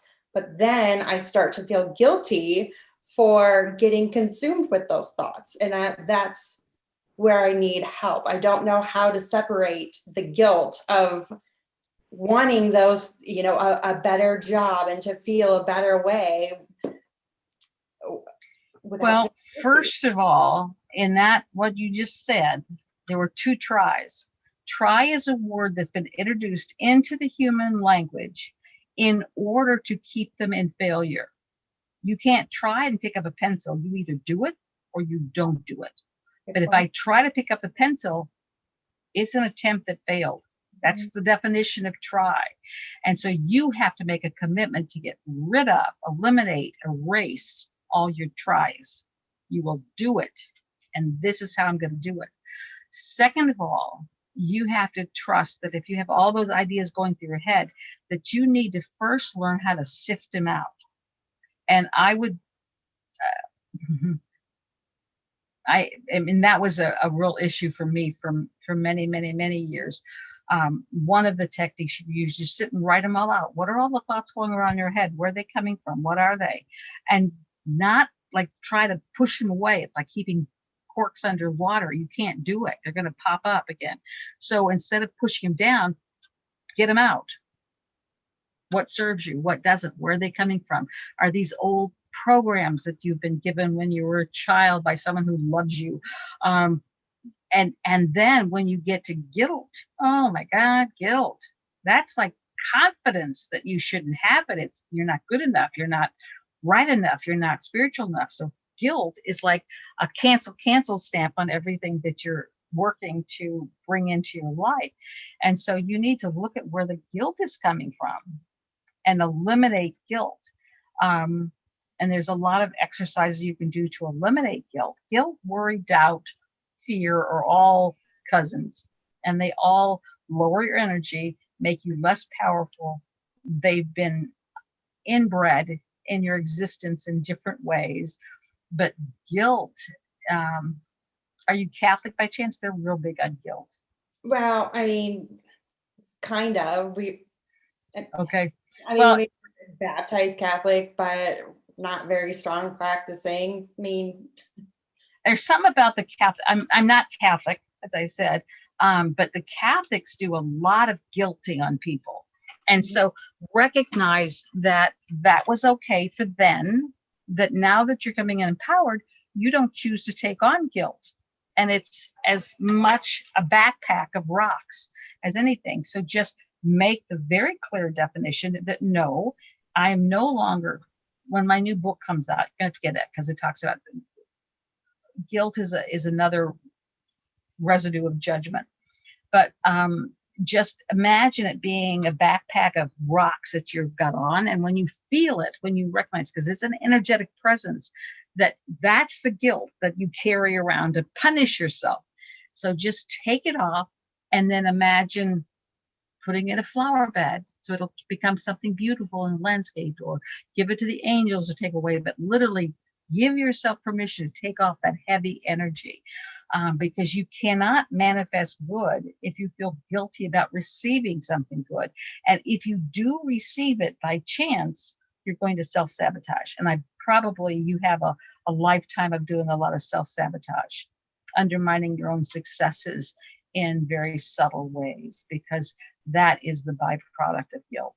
If I don't feel worthy to have it, then even if I get it, I got to do something to get rid of it.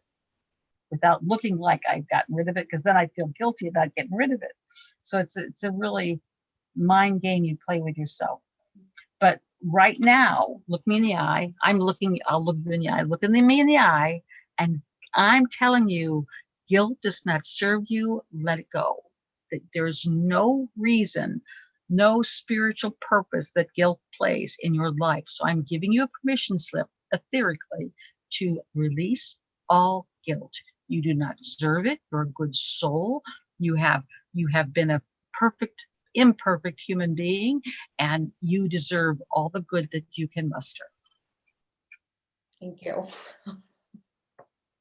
And if I had you in physical, I would write a note that says, you don't have to feel guilty anymore. And then, again, when you're playing with the thoughts, purging your thoughts, it might be, you might get awarenesses of where it come from. Don't get lost in the guilt, even of who gave it to me, how long I've had it, why I've had it, blah, blah, blah. Doesn't matter. Just get rid of it. You don't need to know its history. You just need to release it. So that image of the backpack of rocks, whenever it comes up, just got it on again. Get rid of it. We're a guilt-free zone.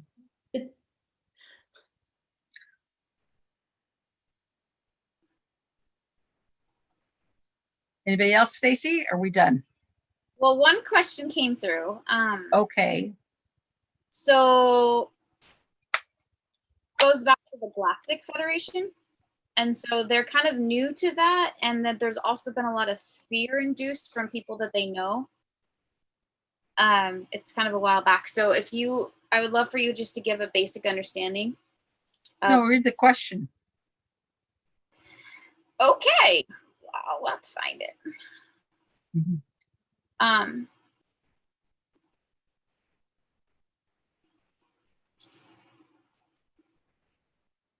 So it's kind of two parts, because the first part, are you able to comment on the Galactic Federation? I don't know much, but what I've been seeing are sending fear around it by many.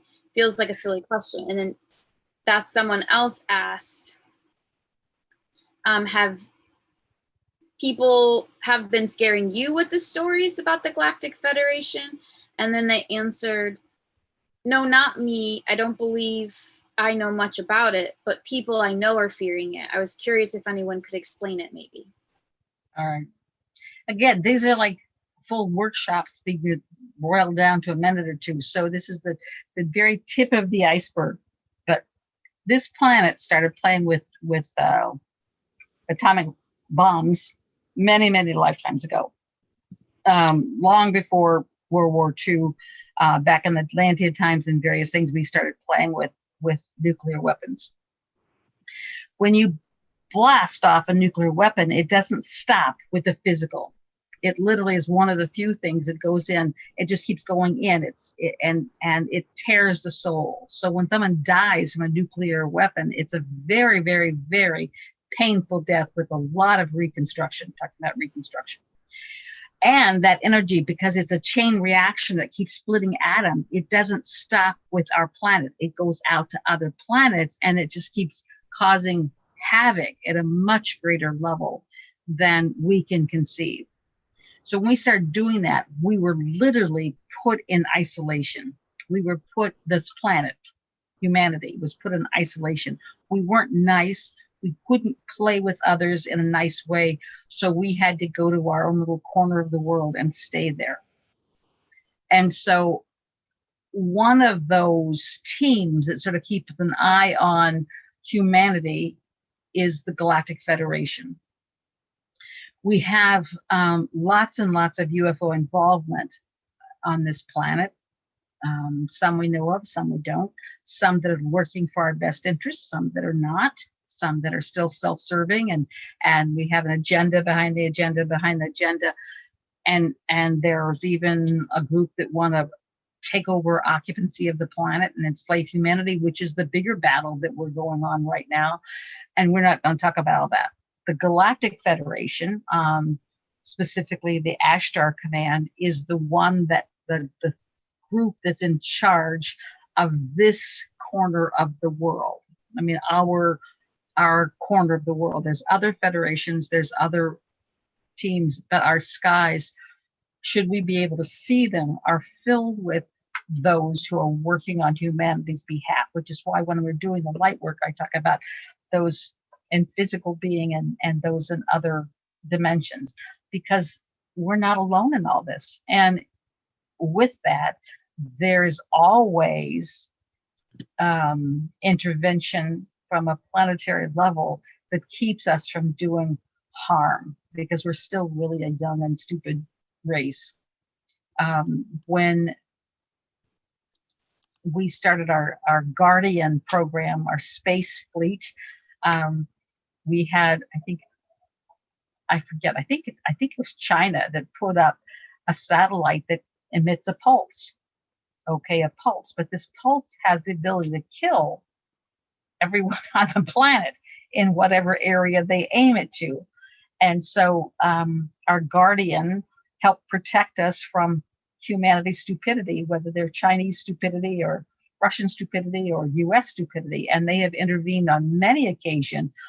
Some of the tests that we've attempted to do with nuclear weapons, because they know the damage that's being caused, where we're just saying, oh, let's blow up a part of the desert and it won't be a big deal. But they actually know how much bigger a deal it is. And so we've had many, many interventions that you can read about that stop the process. So that's my quick summary of the Galactic Federation. Many of us have aspects of our soul working with them. And we're on this planet also as human beings, because as a human being on this planet, we have the right of way.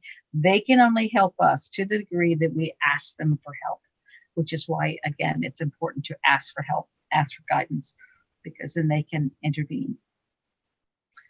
All right. I have a question about that. Do they, Sure. can they come down here in physical form and communicate with us? Yes, and often do, but they don't necessarily show up in their spacesuits with their, helmets. They come down in a form that would be less noticeable, and many times when the angelic presence has come, it's come in a non-spaceship kind of format. But yes, they do, and the more we ask for help, the more likely the person we're talking to that gives us the perfect answer we get may have been, someone from the Ashtar Command. But yes, there is. Interesting. I'm friends with somebody on Facebook that is very into that space. And he would say or she would say the same things you're saying, but Well, then they've got to be smart. I know, but I just took it with a grain of salt as take what you want and leave the rest type of thing when they're showing spaceships in the sky. And that puts a whole new perspective for me on what's happening now, because I hear reports of like what's going on behind the scenes from that aspect. Yes. I talk about this in Many Were Called, Few Were Chosen, which is the first book I wrote, which is the story of the Earth and the Earth-based volunteers. Show the book, Stacy. Oh, Many Were Called, Few Were Chosen. Also on my YouTube channel, I read it chapter by chapter for the audio version. Thank you. All right. In that book, I talk about, but we were also referencing the Bible earlier. We talk about the, oh, hell, I can't even think of the name now. Rapture, when people will disappear in the twinkling of an eye and whatnot. And that's all galactic intervention. The last, if this Earth is destroyed by humanity's behavior, it won't happen. They won't let it be destroyed. It's too important. It's too complicated. It's too special in the scheme of schools. There will be an evacuation. That's rapture. But before the rapture, before it is literally vacated and totally cleansed, there'll be people, you may be having dinner with 6 people and one person will disappear. They'll just disappear. And all around the planet at all different levels of being, People will just disappear in the twinkling of an eye. And what's happening at that time is they're being beam me up, Scotty, that these people in all different walks of life will go off planet. When they reappear, and they don't know how long, as I've been told, they don't know how long it'll be because time is not a constant. So they could be gone and come back within 5 minutes or within 5 hours or within 5 weeks. But when they'll all reappear at exactly the same moment all around the planet. And they'll all be, and I'm getting chills as I'm saying this, but they'll all be wearing the exact same off-planet outfit. They'll all be telling the exact same story. They'll all be having the same evidence and documentation of this off-planet reality. And their message will be, cut it out, be nice, or the planet's going to be cleansed.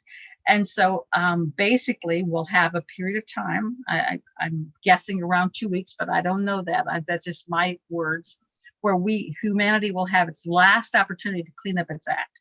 If we do, life goes on, no big deal. If we don't, that's when the skies will be filled with spaceships. We see, when we see these spaceships around here, those are just hovercrafts. Those are just the baby ships. The motherships, which I've been shown, are incredible. The one I was shown was like 10 miles wide, and it had You just layers showed and one of those on the website. well, it had layers and layers and layers. So if you were on this floor, to get 10 miles is a good distance. It Yeah. would look like deserts and woods, and this was all urban. It was like different worlds in different layers. And that those who can be beamed up, because if you move into fear, you can't be molecularly reorganized in order to transfer. Remember how I said about changing your vibration and then you're someplace else? Well, when you're beam me up, it's a molecular vibrational beam up. And so if you go into fear, you're too dense. You can't be beamed up. So those who can be beamed up will be. There will be light workers who choose to stay behind to help them with the transition when they die. But those that can be beamed up will be enough ship. And then depending on their state of readiness, they may be put into like a coma-like state where they just are out of it for a while, or they may be, go right into active duty. And you'll get a chance to choose all kinds of decisions about your body and your various things. It's like starting over, and then you'll be on board this craft, which is by no way feeling like an airplane or something small. It's huge, and you don't even know you're aboard craft. The little shuttles are just what takes you to these things, and then you'll be there for as long as it takes to clear the earth. And it'll be either partial clearing or total clearing based on the vibration, because the earth is what's sick. Humanity is just stupid, but the earth is sick. And so if we're on, depending on how long we're on the planet or even not, when we come back to the planet and we're reseated, the earth will be like brand new. It'll be all like Garden of Eden all over again. We'll have lost the pyramids. We'll have lost Machu Picchu and some of the other amazing things that are on this planet. We'll be all fresh, starting over, which sounds pretty good. Except our bodies, because we've been in this outer world, will have evolved way beyond our imagination. So that our physical body, which is so important to life on Earth, will have evolved till it's more of an etheric body. We will no longer have a physical body. And that is what we're fighting for, to maintain the physical body, because this is such a gift. We forget how incredibly special it is. And so when you come back, you'll come back more of an etheric being, and you won't have the physicality, which is what makes Earth so special. So the end game is already determined. It's just how are we going to get there? And can we get there by loving those people who voted for Trump, or loving those people who voted for Biden? Can we get there by loving the people who are opposing us? Can we love the people who are attacking us? Can we love the people who are cheating us? Or can we love the people who are missing votes? It's our choices determine the vibration. The vibration determines the health of the planet, and we determine what's going to happen. And that's why we came. We're here to make a difference. We're here to transition the planet. Yay! And it may take a short time or it may take a long time. We decide. And one thing with that is a lot of people start to play, and Mom's mentioned this before, so I just feel it's a real important thing to mention, is if you are calling them or if you do start to see or feel, always ask them if they serve the light or if they come in the light. We're talking about the UFOs now. Let's say, because a lot of people are calling in, they want to meet these UFOs and these alien beings, and they want to do that stuff, which again, not all of them are working on behalf of the planet. Some of them are got very evil intents or very self-serving intents.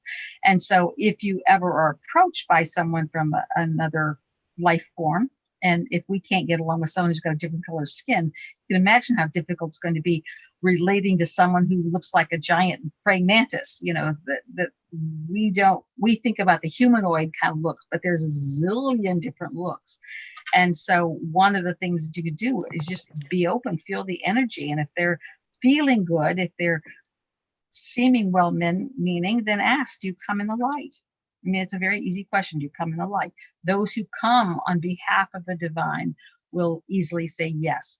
Those who don't come on behalf of the light will give you lots of things like, well, that's a silly question. Why are you asking that? You know, and they'll do a lot of spin-offs, but they won't answer directly. But they cannot lie. It's forbidden to lie, which is why when we have a lot of this craziness happening on the planet, there's often been a movie about it. There's often been a story about it. People are telling us about it because they can't do anything to humanity that humanity hasn't given permission for. So if I tell you, I'm going to chop off your head and your hands, and you don't do anything to prevent me, that's permission.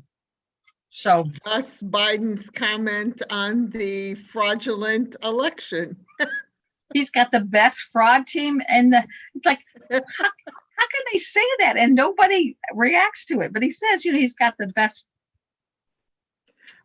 I have another question then, and maybe this might ring a bell somewhere, or he just said in one of his seminar things that they just got the deeds back to Earth and several other planets, and they were sending them to God. You said it in a workshop? I'd have to see that in context, but I would certainly send a lot of love and light. Imagine all that he's saying and being surrounded with love and light and send it out, because I don't know what that means, but it sounds real sketchy to me. And so if ever in doubt, love it. Just love it. Being that I'm into real estate, I liked that. Yeah, but you don't. We think of God as one thing, but those who are satanic have a different God. No, he said they got the deeds back from the dark side, basically. For this Biden planet, said this? No. This guy that is from the Galactic Force that I've seen some of his talks, and that was saying some of the same things you did. And send me a link and let me check out his energy. Okay. I'd like to check it out. Well, and that's the thing, that if they are trying to put you in fear at any level, you already know that they're not serving the light, because no one. Oh, I had no fear at all. Well, but I mean, but that's one of the things that happens, is that's one of the reasons why we haven't had more open contact with the alien life forms of all kinds, is because humanity tends to fall on their knees and worship them as gods, or they run with fear. Neither one of those reactions serve humanity. So therefore there's limited contact, and usually it's one-on-one, and usually before it's during your wake state, you'll have them in your night state, and it's a way of testing your reaction. How are you going to react? Because it won't be very long. It'll be in our lifetimes when we'll have open contact. And one of the things that's now being discussed by those who want to control us is an alien invasion. And again, to induce fear. If I can induce fear, I can control you. So if I can do anything to induce fear, I got the game won. So you want to make sure that you don't go into fear ever, and that you have your response ready. You know, you meet a little green man, you come in the light. And you are free will. As a human being, you have complete sovereignty, so they cannot control or manipulate you unless you give permission. And so even if you're starting to feel a little uncertain about what's going on and things, if you just claim your own sovereignty, claim the light, claim God, then nothing of lesser can affect you, and do your cosmic thing. You cannot be affected by them. But as you're saying, they do. You'll see a lot of, and well, this will be the beginning of the New World Order. Like they don't even, it's out there all the time, but people think it's almost like a mistake, but it's not. If they're telling you this, that's part of the rules of being in the earth. So if you're hearing say this, take that as truth. I took a group to Peru, and we were staying by Lake Titicaca in Peru. And Lake Titicaca is known to have a huge UFO base under the lake. It's a very unusual energy. I'm in my room with my roommate, and I'm feeling almost like my soul being pulled out of my body. And I tell my roommate, I don't know what's going on, but this feels really strange. And I tell her what's going on, what's happening. In case I don't come back, I want someone to know the story. And so then in my head, I said, okay, if this is for my highest and best good, great. If it's not, stop it immediately.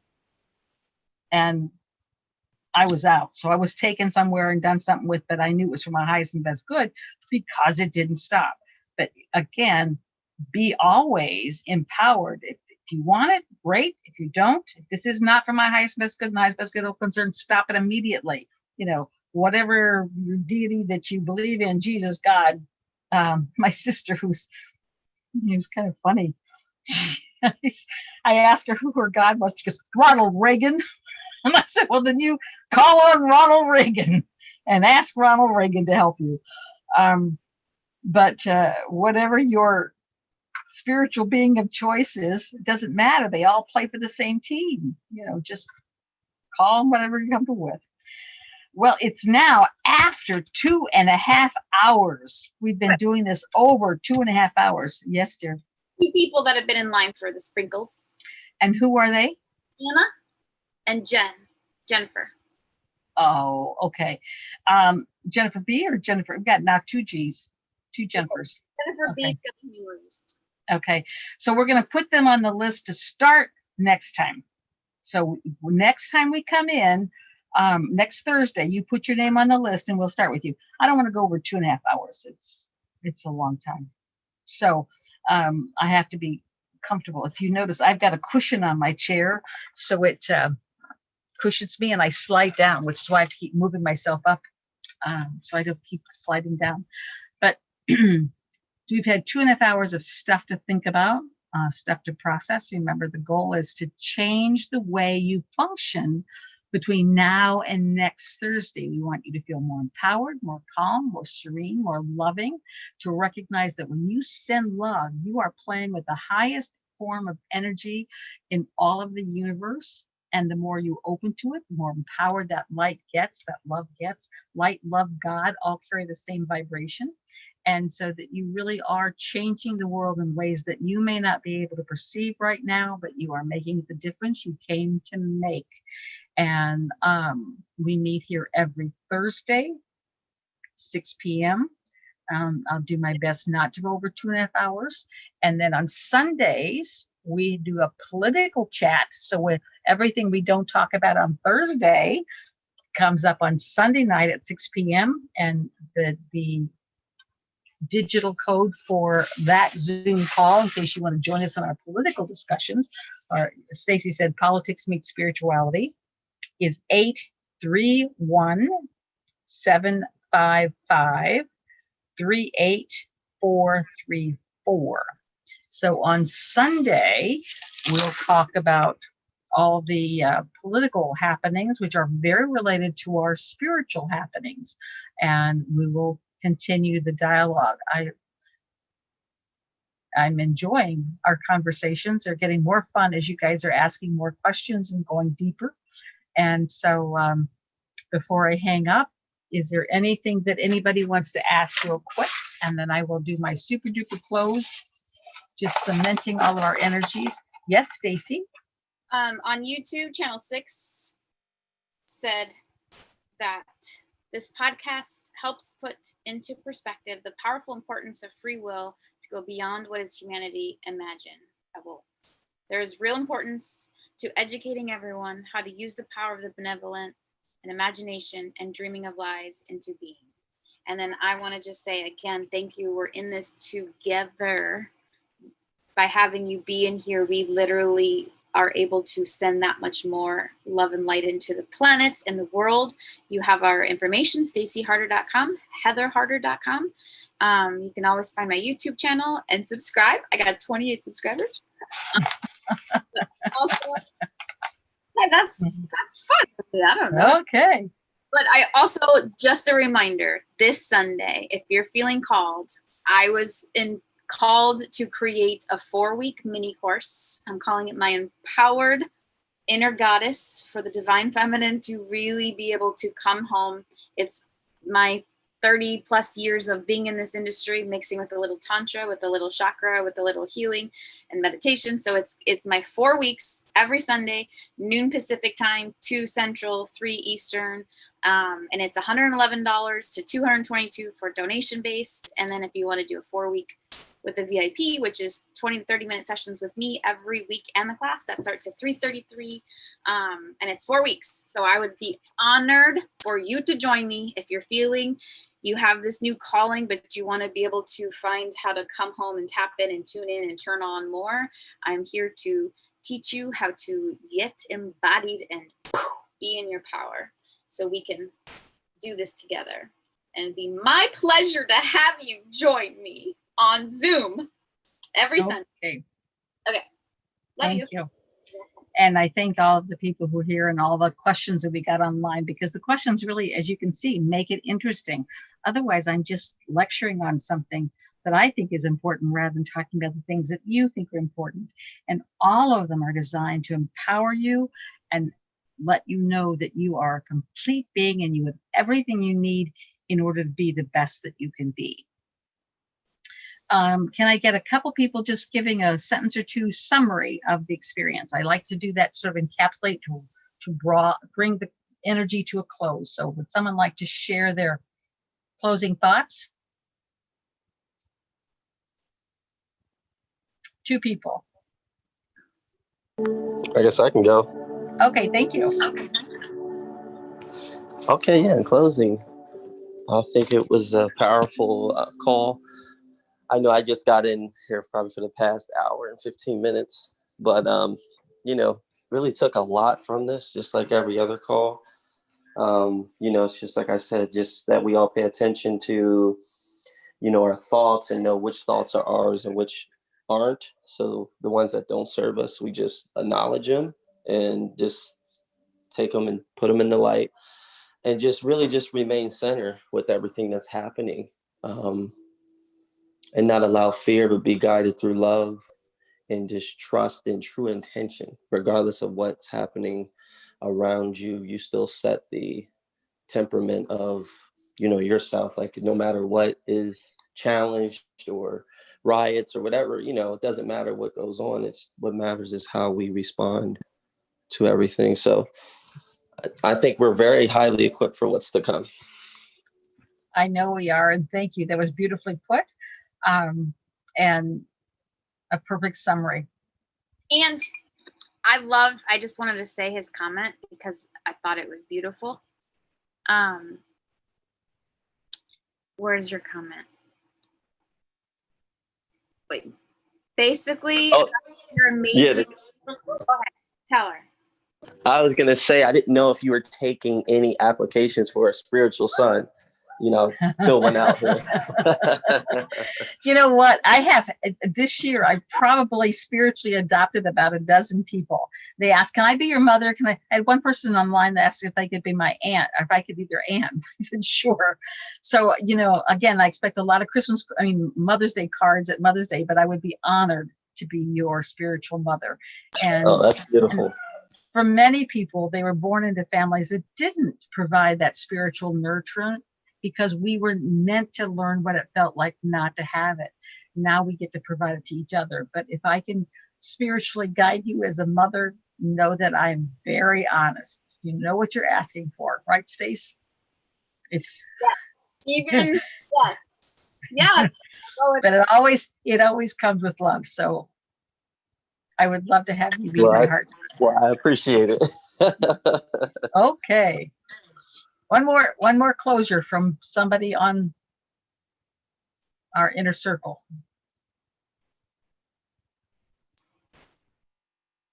Thank you, Jennifer.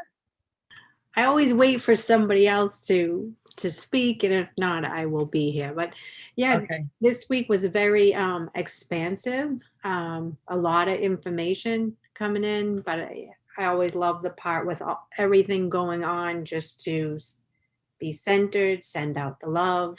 And I'm finding that sending the love makes me more in that peace. Yeah. Yeah. Yeah. Thank you. And that's really where it's at, because when you're in peace, you attract more peace. Like attracts like. And so it's all divinely perfect. So with all of you, I love you all, and I'm here if you need me. And now I'm going to say my little closure. Oh, hold a second.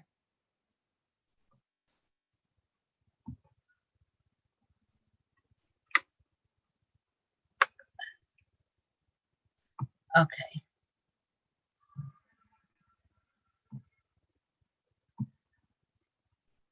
Now I'm going to do my little closure and note that here I actually had a Facebook ad today that I'm doing my best to find someone who can help me make YouTube clips, so through the week I can put up various messages to send lots of light and love for that as well. Let us close in the beauty of peace and understanding. Help us stay open to the gentle whispers of the universe and our teaching. Let love keep us warm, safe, and confident. Assist us to remember the gentle way, the compassionate path, the empowered highway of courage, and our commitment to our road of service. Remind us to stay open to the blessing and joy of our sacred journey and all those in the non-physical who assist us in every way. That's the Galactic Federation and others. Until next time, I remain your committed friend and send you loads of love, light, and laughter until next we meet. Hope to see you on Sunday. If not, I'll see you back here next Thursday. Again, tell your friends and family, and I wish you well. Aho. Love you. Thank you. Thanks for being a part of us. Thank you.